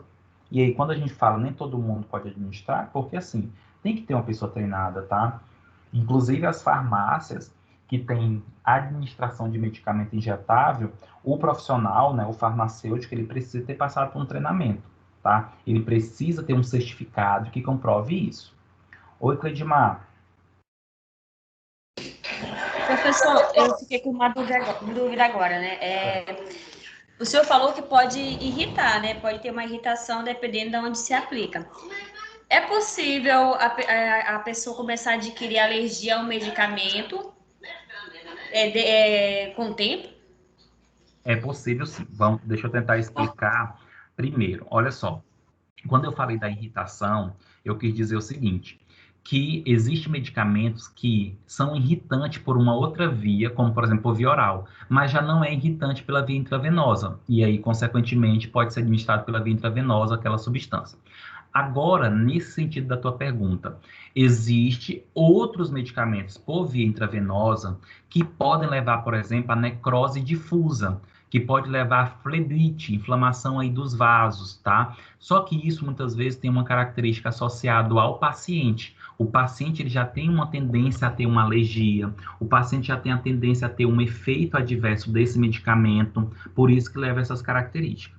E além disso, os medicamentos, eles podem sofrer o que nós chamamos de tolerância ao organismo. O que seria isso? Todo medicamento, independente da via que vai ser administrado, o corpo ele pode ter tolerância, ou seja, aquela substância ela fazia efeito e depois não faz mais, porque o corpo se tornou resistente, né, tolerante. E ainda tem um outro ponto, tá? Uma pessoa pode usar hoje um medicamento e amanhã já pode não usar, porque o nosso corpo ele pode adquirir a alergia, o nosso corpo pode começar a ver aquela substância como estranha. Por isso que tem pessoas que dizem, eu já tomei dipirona, hoje eu não posso. Eu já tomei AS, hoje não posso, porque o corpo também pode levar a essa alergia em si. Oi, Cleidmar, pode continuar. Sim, professor, com relação à Novalgina mesmo, porque o meu filho, ele sempre tomou Novalgina via oral, né? Aí, numa emergência que eu fui com ele, eu acho que tinha uns 6, 7 anos, ele sempre tomava também até na veia. Aí o médico, nesse dia, aplicou no bumbum, no glúteo. E ele sofreu uma reação alérgica. Perfeito. Então, a partir desse momento, ele tinha alergia, professor, será? Ou sofreu uma irritação devido ao fato de ter aplicado no glúteo? Me diz uma coisa, quando foi aplicado, Cleidmar, no glúteo, o que ele teve? Ele teve vermelhidão, coceira, inchaço, o que foi que ele teve? Professor, foi a primeira vez que ele foi aplicado no bumbum, né? Então ele ficou, tipo assim, chorando e com uma falta de ar. Eu não sei se foi por causa da dor, mas o médico, na mesma hora, deu o antialérgico, aplicou o antialérgico no bumbum dele, que eu não esqueci o nome. Dexametasona ou foi a dextrofenamina? Possivelmente, tá? Foi a dexametasona, prednisona, tá? Um corticoide. Tá, entendi. Você, depois disso, você chegou ainda a dar de novo para ele dipirona? Ou nunca mais deu? Não, nunca mais eu dei porque eu fiquei com medo, mas antes disso ele tomava, sempre tomou. E, Cleidmar, quando a gente fala em alergia, a pessoa ela nunca tem alergia a primeira vez que usa qualquer substância, que come qualquer substância. Se você tem alergia a alguma coisa, significa que um dia você entrou em contato e o corpo reconheceu aquilo como estranho e desencadeia a alergia. Mas você não tem alergia a primeira vez. Você tem alergia depois de algumas vezes que você utilizou aquilo, certo? Então, a sua criança, ela possivelmente, ela tem alergia, sim, à dipirona, e essa alergia ela foi construída com o tempo, que é uma característica nossa, do nosso organismo mesmo, tá? Então, assim, a partir de agora, tudo indica que ela não possa mais usar a dipirona. Porque se você falasse que foi só o choro, a dor, o incômodo, eu poderia dizer que foi um erro de administração, tá? Mas se você disse que a pessoa ficou com, a sua criança ficou com falta de ar, há uma tendência de ter sido alergia. Por quê? Porque a dipirona, ela fecha a glote. E, consequentemente, isso leva a uma falta de ar, tá? Então, a minha sugestão é não arrisquem dar mais dipirona para ele. Não importa se é por via oral, se é intravenosa, porque não importa a via. Vai ter alergia à substância quando ela chegar na corrente sanguínea. Ou, se por acaso tiver o aspecto alérgico, porque tomou a dipirona, já tem um antialérgico ali, um corticoide, uma dexcrofenamina para resolver, tá? Ou seja, o nosso corpo desenvolve sem alergia. Não significa que hoje eu tomo. É igualzinho, eu falo muito para as pessoas, gente, não fique se gabando aí que tu come camarão e não tem alergia, graças a Deus. Nós podemos desenvolver, né? Eu tenho um amigo, por exemplo, que ele era louco, na verdade é louco por caranguejo. Depois de 31 anos, ele desenvolveu alergia, sempre comendo caranguejo. Então, toda vez que ele come caranguejo, ele vai ter que, e ele come mesmo assim, ele tem que já estar com o antihistamínico ali e o corticóide, porque ele não deixou de comer, ele não come mais com a mesma frequência, tá? Então, assim, a gente pode estar velhinho e desenvolver aí a alergia de pirona. Esclarecido, Cleidmar? Sim, professor. Ótimo. Turma, e aí em relação a dessas desvantagens, né, que eu comentei para vocês, né, necessidade de asepsia e pessoa treinada, tá, gente? E essa pessoa treinada, ela tem que ter o conhecimento de reversão de algum problema quando tem essa administração pela via intravenosa, tá? Uma coisa também importante, turma, é alguns erros que acontecem ainda muito na administração por via intravenosa. Gente, não dá aqueles tapa, viu? Aquele que a pessoa junta 2 dedos e bate na veia, não se faz isso, tá? Isso aí é totalmente errado. Porque quando dá esses tapas, consequentemente, você pode fazer um processo inflamatório no vaso. Vai aumentar o vaso? Vai. Você bateu no vaso, sofreu um edema ou sofreu um rompimento, tá? E aí muda todo o aspecto inflamatório. E outra coisa, se a pessoa tiver alguma placa de gordura ou se a pessoa tiver algum trombo ligado aí, algum coágulo ligado, se você der esse tapa aí, vai desprender. E aí pode ir lá esse coágulo, esse trombo lá, dessa placa de gordura lá pro pulmão e obstruir a pessoa ter problema de embolia, tá? Então, não tem necessidade mais de fazer isso, tá? Gente, a via intravenosa, ela é incômoda para o paciente. Por que que é incômoda? Entra naquele contexto que nós já explicamos. É incômoda porque é agulha, a pessoa precisa estar relaxada, precisa todo o processo de asepsia, tá? Turma, menor segurança e efeitos agudos pode tornar intenso. Por que que menor segurança? Aquilo que eu comentei. Administrou na veia, não tem como reverter mais. O medicamento não vai sugar esse sangue e tirar a substância. O que tu pode dar, o que você pode fazer é dar para o paciente medicamentos que diminuam o efeito adverso daquela substância errada, tá? Maior custo de preparação, porque tu precisa de seringa, você precisa de líquido para diluir, né, fazer esse medicamento intravenoso, algodão, álcool. E pode ter, por exemplo, gente, efeitos locais indesejáveis, como fleblite, infecção e trombose. E pode ter a ocorrência de hematomas, tá? Principalmente quando a pessoa erra aí a veia ou ultrapassa a agulha, né, na veia. Em vez de perfurar só um lado da veia e colocar o medicamento no vaso, foi introduzindo demais a agulha e, consequentemente, furando os 2 lados da veia. E aí tem extravasamento de líquido, de sangue e leva ao hematoma. Professor, Fica à vontade. e aquelas, sempre eles eliminam uma bolinha, né, antes de injetar álcool. Por quê? O que significa? Tá. Toda vez que a gente vai preparar um medicamento que ele é injetável, principalmente na veia, é necessário a gente olhar para a seringa, é necessário a gente olhar o líquido e sempre retirar as bolhas que estão dentro da seringa. E também, depois que tirar, é importante você empurrar o êmbolo para que possa, por exemplo, sair uma gotinha ali na ponta da agulha, né, no bisel. Por quê? Porque esse ar não pode entrar no vaso. Porque se eu coloco uma bolha de ar no vaso, essa bolha de ar ela pode não se desmanchar e ela pode migrar para capilares menores e, consequentemente, pode obstruir esse capilar. E aí o tecido pode ficar sem suprimento de oxigênio, a célula pode morrer e vir outras complicações, tá?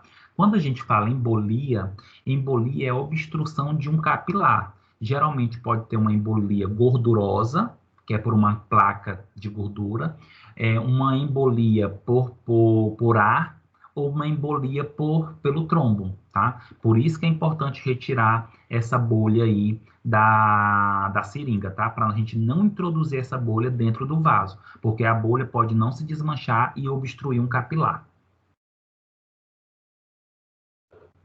Ok? Ok, professor. Turma, alguma pergunta sobre a via intravenosa? Mais alguém gostaria de comentar alguma coisa? Inclusive, turma, não é tão adequado, tá? Não é tão interessante que a pessoa, quando vai, por exemplo, administrar o medicamento na veia intravenosa, esse negócio de dobrar o braço. Não é tão interessante, tá? O importante é que você coloque ali o tapa-furo ou o algodão, pede para a pessoa ficar pressionando por algum minuto e depois, pronto, não precisa mais dobrar. Porque quando tu dobra o braço, como tem um buraco no vaso, tu pode fazer com que dê uma pressão para extravasar esse líquido para o tecido, o sangue. E aí é mais fácil ter hematoma.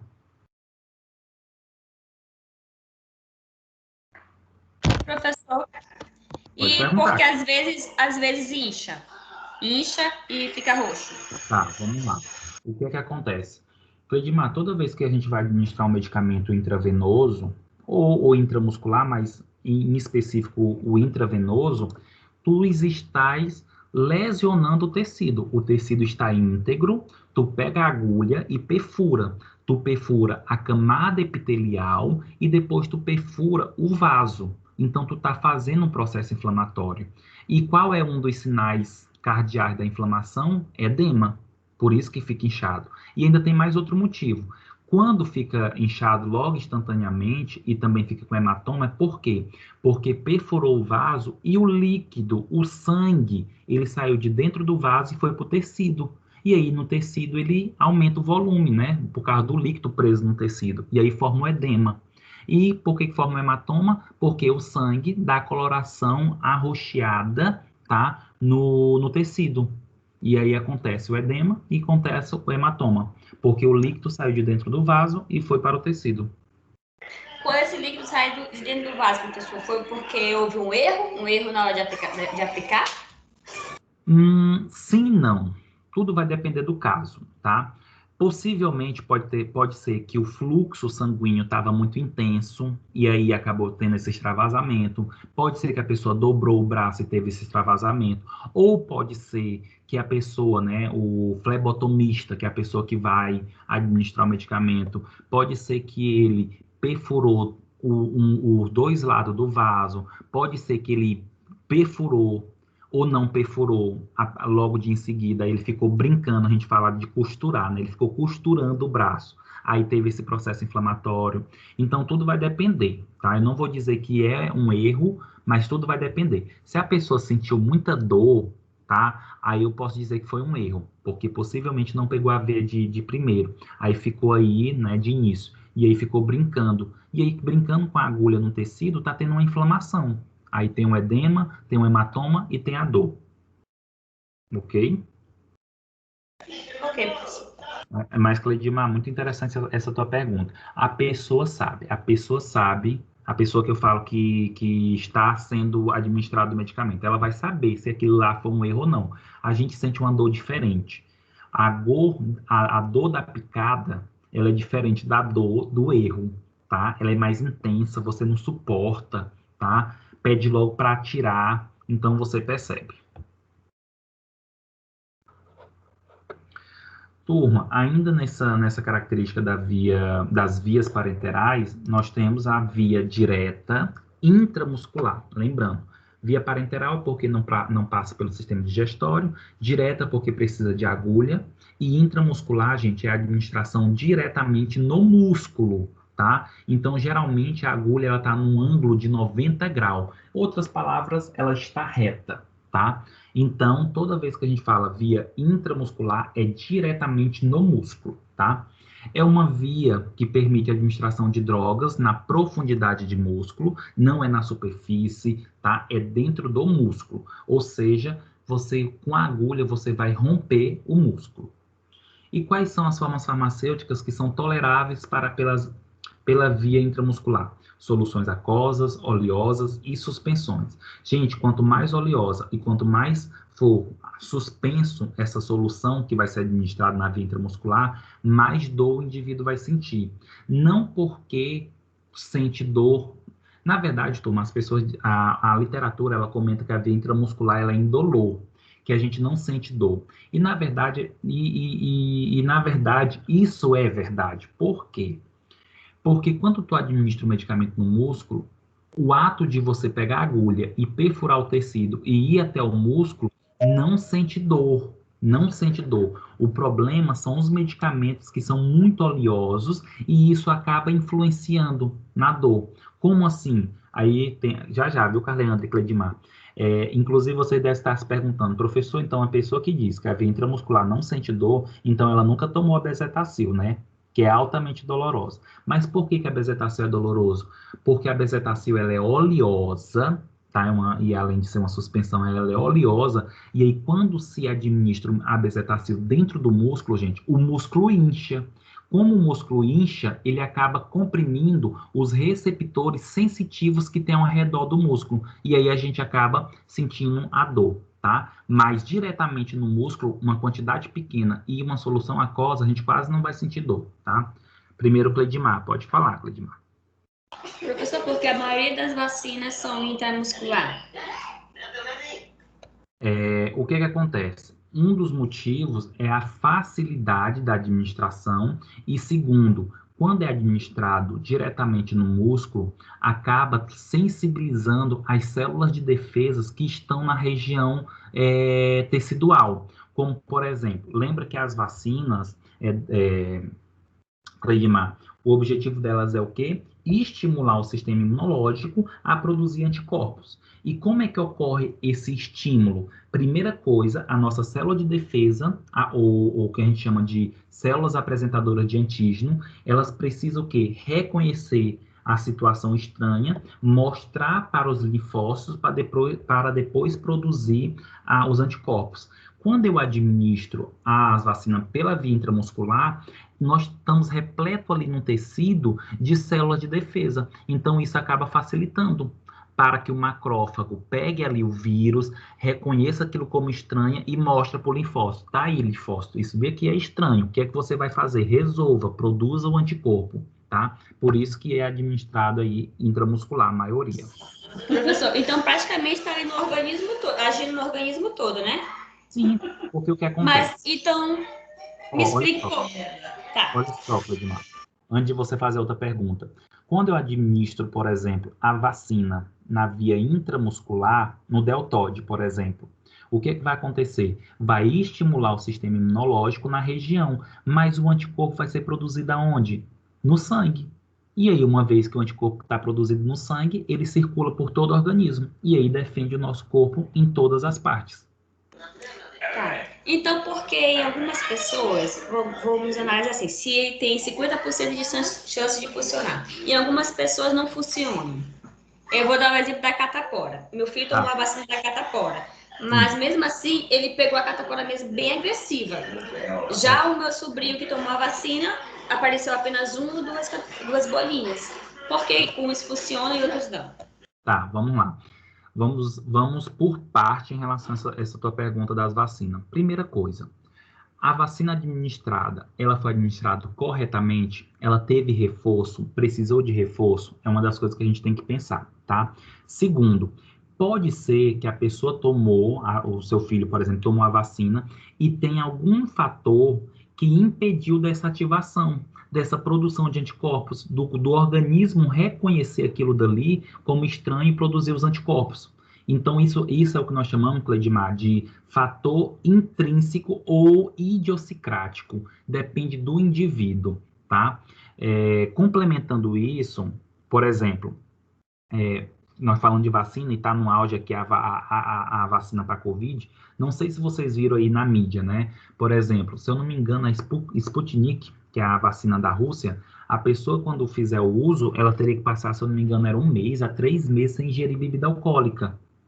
Aí o que acontece? Vamos imaginar que a pessoa tomou a Sputnik e tomou bebida alcoólica. Estava lá dizendo, não pode fazer uso da bebida alcoólica, porque isso sofre interferência.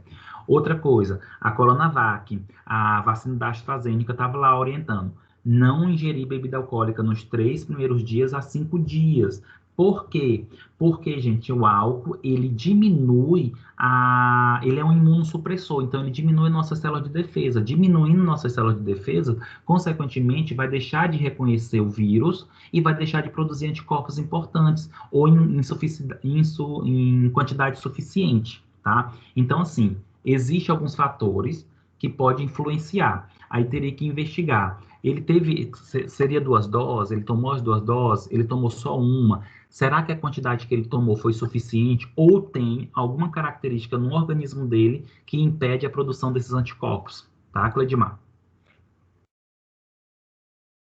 Entendi, professor. Mas aí, no caso do Coronavac, eu acho que é isso aí, salvo engano, que só tem 50% de funcionar, né? De chance de funcionar. E os outros, não, 50, 60 e pouco. Não sei muito bem, professor. Só sei que tem uma margem que não funciona. Então, as pessoas que tiverem algum tipo de problema, né, que não se adaptarem, então, sucinto a pegar, né, o vírus.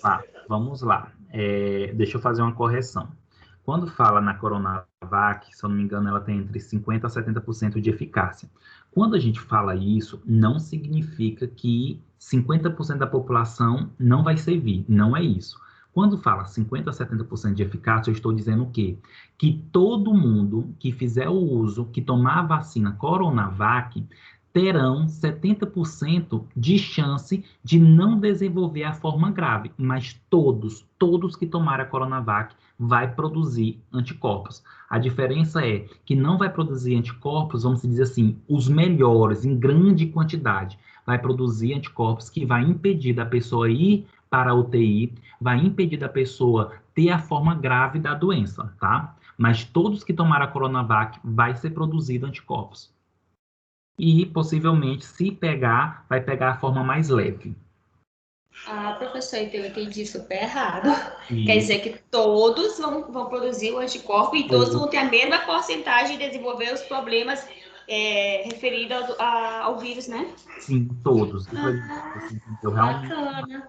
Todo mundo, a Coronavac, os testes mostraram o quê? Que todos que tomaram a Coronavac, todos, eles tiveram em torno de 50% a 70% de produção de anticorpos, ou seja, de eficácia, tá? E aí, o que tornou importante? Professor, é ruim? Não, não é ruim. Se todo mundo produz anticorpos e a possibilidade da pessoa pegar o vírus, mas desenvolver a forma leve, maravilhoso. Ela não vai desenvolver a forma grave e nem vai para a UTI, tá? Tranquilo? Entendi, professor. Obrigada. Ótimo. Para finalizar, para eu chamar a Carleandra, só dizer assim, ainda está em estudos para saber se vai ser necessário tomar outras doses, daqui quanto tempo vai tomar, tá? Aí está em estudo ainda. Eu acredito que essa dose vai ser, eu acho que o coronavírus vai fazer com que a gente tome essa vacina aí, quem sabe, de 2 em 2 anos, ou até de ano em ano, tá? Oi, Carleandra, agora é com você. Boa noite.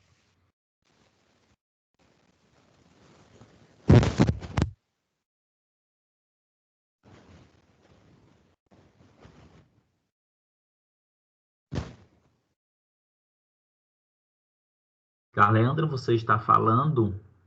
Não está saindo áudio aqui.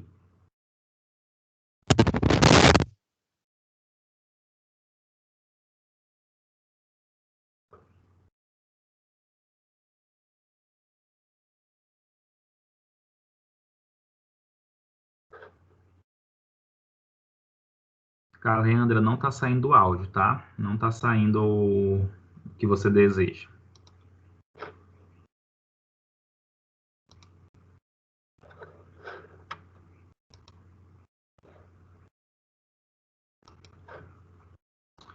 Então, turma, dando continuidade, né, nessa característica das formas farmacêuticas, tá? Aí nós temos agora o quê?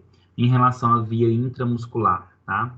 Em relação à via intramuscular, nós temos aqui como importância, né, vantagem e desvantagem da via intramuscular. Vantagem, gente, ela é mais segura que a via intravenosa, né? Por que que ela é mais segura? Porque não é a administração diretamente na veia, é no músculo. E aí pode tentar reverter se dá uma administração errada, por exemplo, tá? Já dando antídoto ou substância para diminuir aí esse efeito adverso.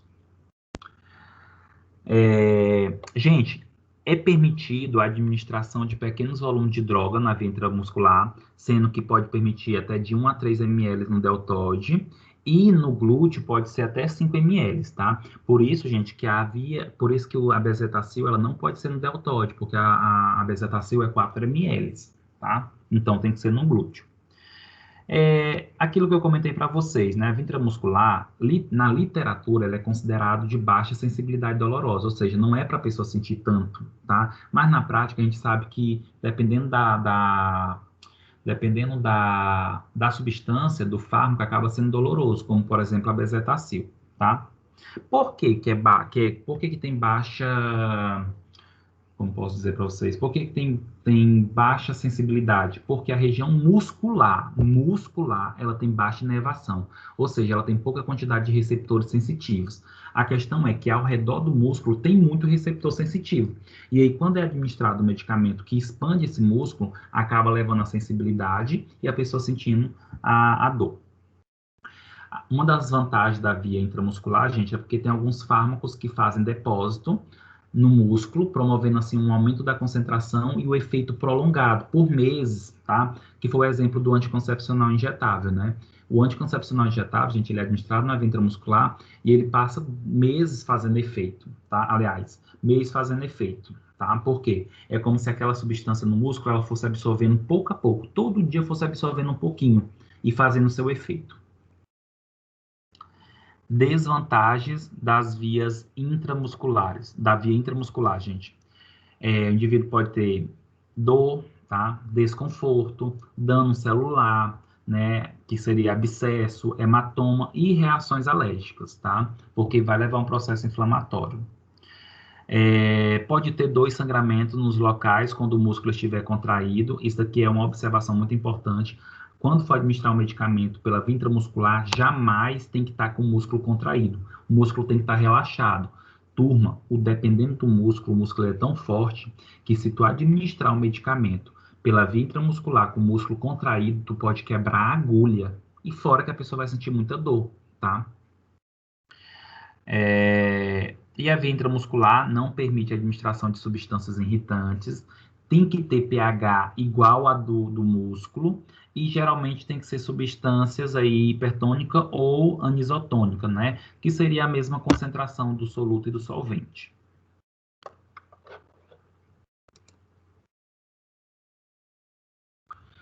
Turma.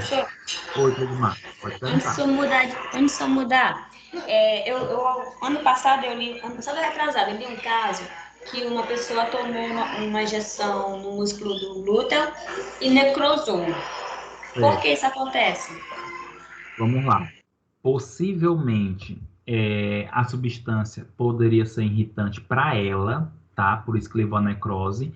Mas eu vou, como se diz, eu vou nessa situação, eu precisaria da história do caso. Isso é muito importante para a gente fazer uma avaliação. Mas eu vou nesse momento acreditar que isso pode ter sido um erro de administração. Por quê? Se o medicamento ele foi administrado pela via intramuscular, subentende que ele foi desenvolvido para aquilo, tá? Foi para aquela ali, para aquele local.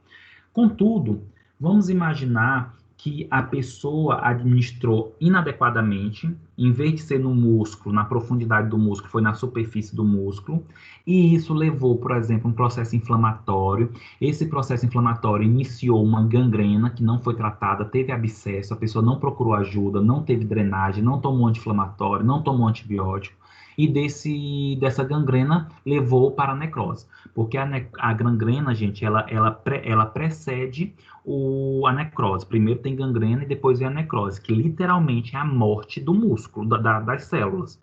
E possivelmente essa pessoa aí, ela teve que cortar esse tecido necrosado e, gente, não volta mais atrás. Só se fizer enxerto, tá? A pessoa vai ficar literalmente com aquela parte ali funda, tá? Então, pode ter sido que aconteceu isso, um erro mesmo de administração. Ou na pior das hipóteses, ou, aliás, ou na melhor das hipóteses, a pessoa tinha alguma reação alérgica àquela substância, tá? E aí, uma das coisas também que a gente tem que analisar é quantos ml foi administrado de uma vez? Essa substância realmente era medicamento ou era uma substância sintética para aumentar o glúteo? Então, tudo depende do caso, tá, Cledimar? Professor, mas se errar o músculo, pode ocorrer graves situações, né? Pode perder um membro, pode levar à morte, né? Porque eu acho que essa pessoa morreu.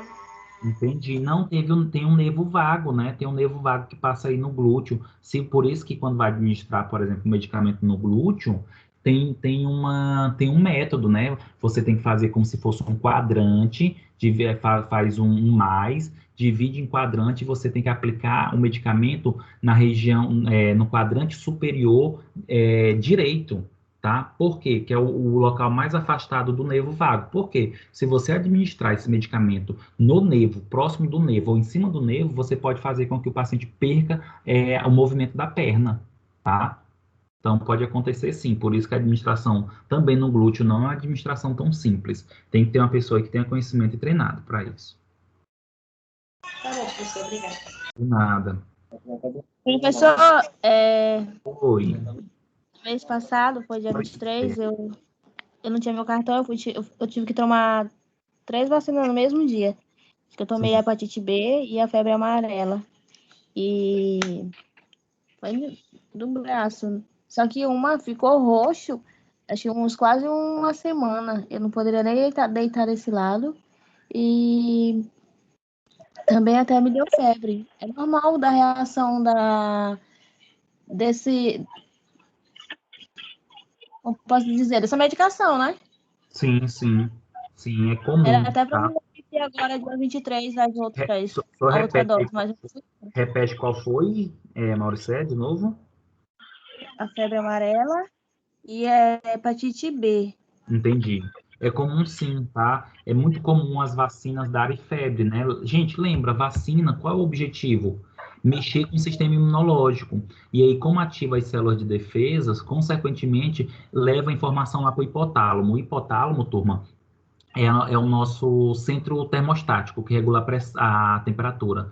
Então, se tem ali algo inativo, algo que está entrando no nosso corpo que é estranho, subentende ali que é uma infecção, e aí acaba o organismo estimulando as células de defesa, e isso leva ao hipotálamo a necessidade de aumentar a temperatura. Isso não é ruim, não, isso é bom, tá? Agora, lógico, o hematoma não é bom, tá? Pode ter sido um erro, e aí leva a dor.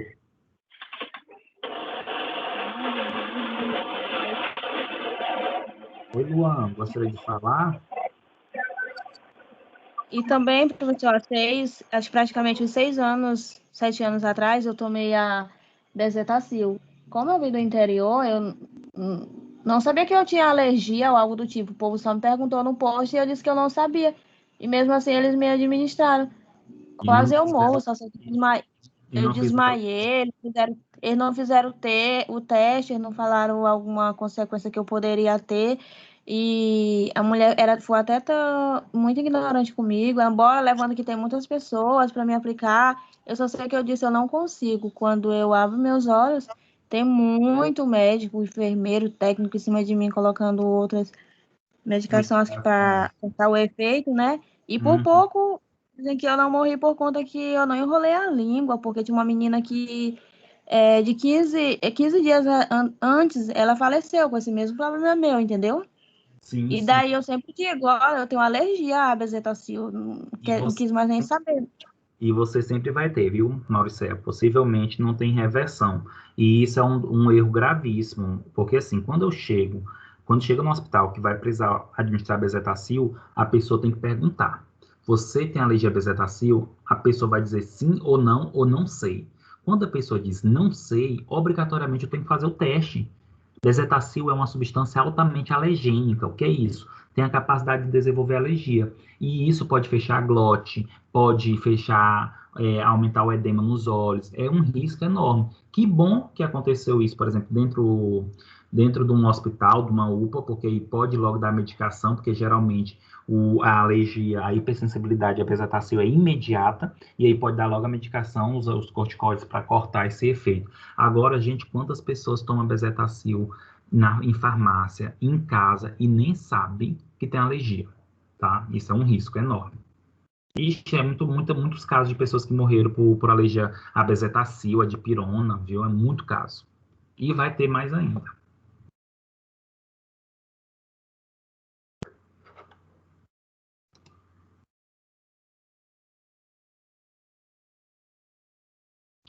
Turma, aí nós temos a via subcutânea, tá? A via subcutânea também pode ser chamada hipodérmica. Gente, essas vias, elas são chamadas de acordo com o local ou tecido que é administrado, tá? Então, a via subcutânea é aquela onde a droga é administrada no tecido subcutâneo, que é o tecido logo acima do músculo, tá, turma? Ela é altamente dolorosa, porque tem muitos receptores sensitivos, e a administração acontece em um ângulo, né, de 45 graus. Inclusive, graças a Deus, hoje já existe aí agulhas do tamanho específico para o tecido subcutâneo, não precisa mais utilizar essas agulhonas. E aí, quando se tem essas agulhas no tecido, diretamente no tecido subcutâneo, utiliza já a própria, o ângulo mesmo é 90 graus. As formas farmacêuticas podem ser soluções e suspensões para a via subcutânea ou hipodérmica. Resumindo, gente, a via subcutânea, ela permite a administração de baixo volume de drogas, somente de até 2 ml, tá? Não permite a administração de substâncias irritantes com pH distante do local. De modo geral, gente, todas as substâncias, elas são administradas e são produzidas de acordo com o pH do local onde vai ser administrado, tá? Gente, a via subcutânea, ela é a via de administração, por exemplo, da insulina, tá? Quando o paciente é diabético tipo 1, principalmente. A via subcutânea, por ter muitos receptores, nociceptores e receptores, acaba sendo muito sensível e a pessoa sente muita dor. Apesar de que, turma, lembre-se, a dor, ela é algo tolerável. Então, uma pessoa que precisa estar todo dia administrando medicamento pelo tecido subcutâneo, consequentemente, ele vai se tornar tolerante. Com o passar do tempo, aquela dor já não vai ser tão perceptível. Turma, a via intradérmica também é uma via de administração direta que utiliza a injeção, tá? E em relação a essa característica da intradérmica aqui, eu quero chamar a atenção de vocês que é a via para alergia, tá? Para os testes alérgicos, utiliza essa via intradérmica, que é bem abaixo da pele. Inclusive, quando administra o medicamento pela via intradérmica, fica o catombozinho, fica a proeminência, a protuberância, tá? A via intradérmica é aquela onde a droga é administrada entre a derme e a epiderme, tem uso nos testes alérgicos e em vacinas e é de alta sensibilidade dolorosa, porque essa região é altamente vascularizada e tem muitos receptores. E a administração são as soluções aí, farmacêuticas. Essa que eles deveriam ter colocado um pouco da bezetacil, né, professor? Fazer o teste em mim? Justamente. E colocava e esperava só 5 minutos. Isso. Ela fica... Quando a gente coloca, que a gente faz um círculo, ela fica como se fosse uma textura de uma casca da laranja. Muito bem, isso mesmo. Isso mesmo. E é rapidão, tá? Só que muitas vezes, eu também não sei te dizer, mas muitas vezes, talvez na UPA, no hospital, principalmente na UPA, não tem esse teste, entendeu? Não tem a substância que é para fazer o teste, porque não se coloca a bezetacil propriamente dita, é uma solução que vai ser feita, entendeu?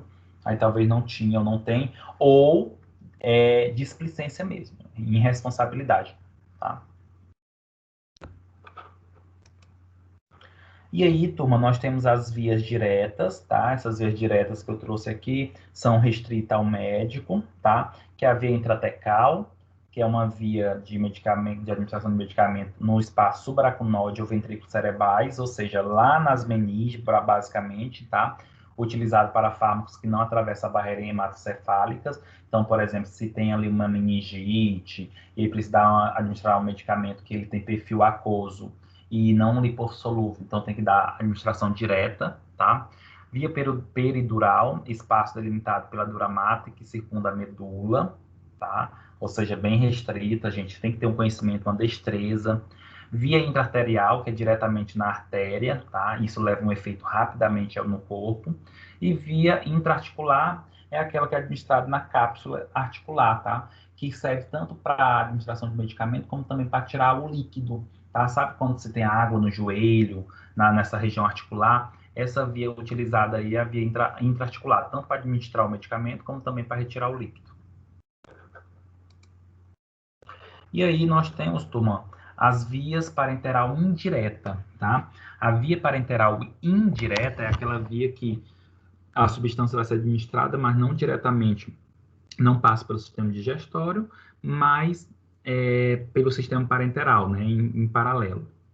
Nós temos a via indireta cutânea, que geralmente é administrado mesmo na pele, pomada, creme, soluções, tá?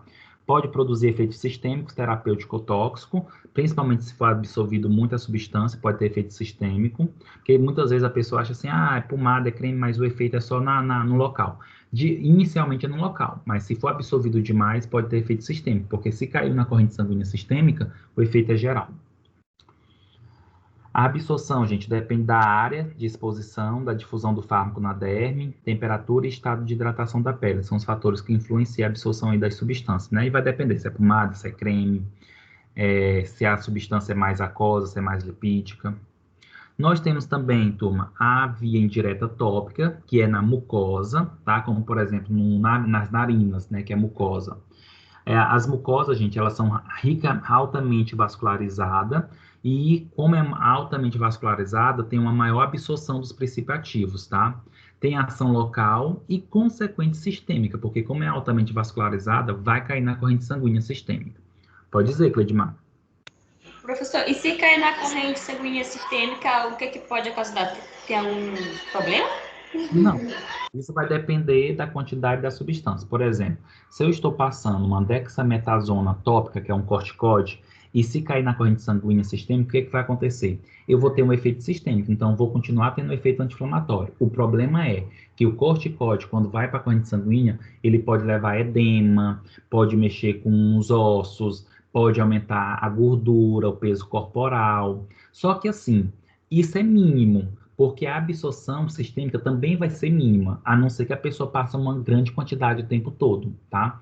Então, os efeitos sistêmicos, como a gente fala, da mesma maneira que vai ter efeitos sistêmicos benéficos, porque vai continuar tendo, por exemplo, efeito anti-inflamatório, pode ter outros efeitos que não são tão agradáveis, tá? Aí isso também vai depender da substância. Turma, a administração tópica na mucosa tem que tomar muito cuidado, porque a mucosa é um tecido muito fino, né? Então, existe uma possibilidade aí de acabar, como posso dizer, lesionando o tecido, inflamando, tá? Por exemplo, quem utiliza muito Nelsoro.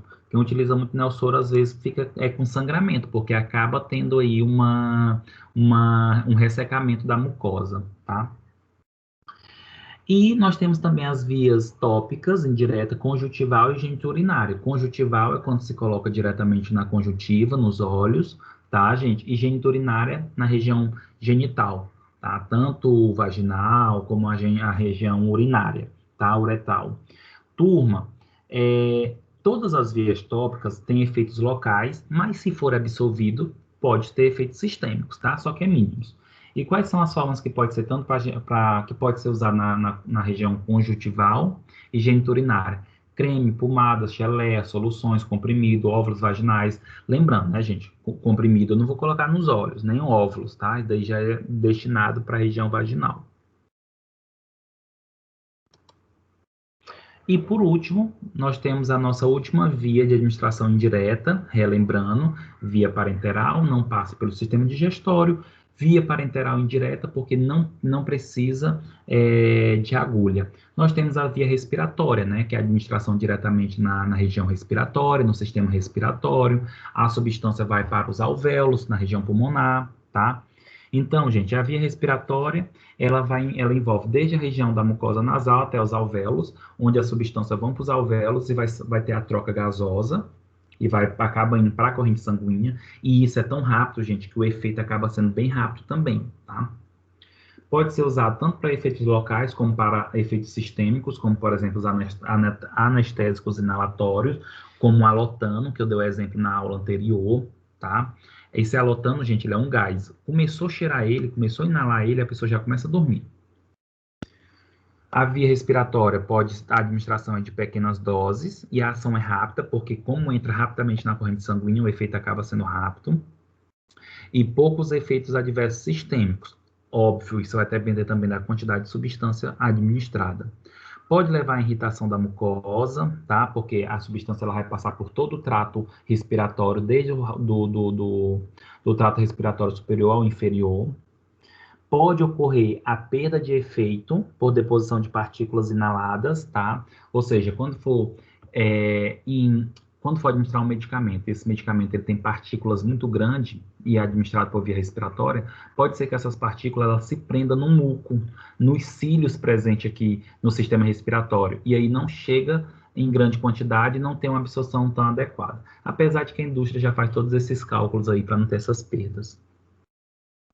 E como é que é administrado por via respiratória? Gente, geralmente se utiliza aí substâncias sólidas que com pressão viram pó, viram partículas, ou substâncias líquidas que quando tem pressão acaba virando vapor. Então, geralmente nós utilizamos aí, né, o nebulizador, o aerosol, para que essas substâncias se tornem aí voláteis ou gasosas.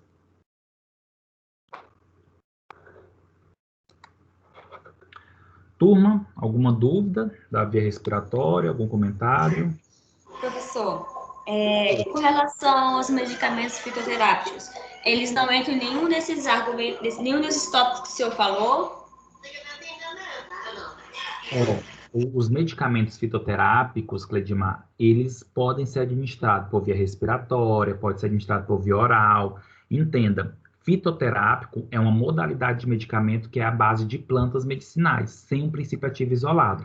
Agora, a via de administração é um outro aspecto. Então, os medicamentos fitoterápicos, eles podem ser administrados por todas as vias. Vai depender do fitoterápico e como é que ele é formado, né? Como é a sua forma farmacêutica, tá? Conseguiu compreender, Cledimar? Consegui. Ótimo.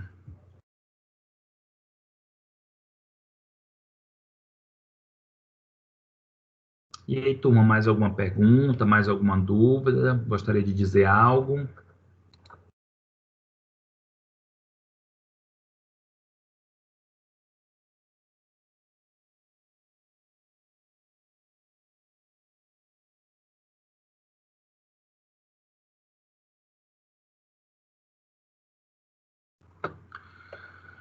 Turma, se não há nenhuma dúvida, nenhum comentário, obrigado pela participação de vocês, tá? Nós encerramos nosso conteúdo de via de administração de medicamentos e até a próxima semana com biodisponibilidade. Boa noite, professor. Boa noite. Boa noite, professor. Boa noite. Boa noite, professor. Boa noite, gente.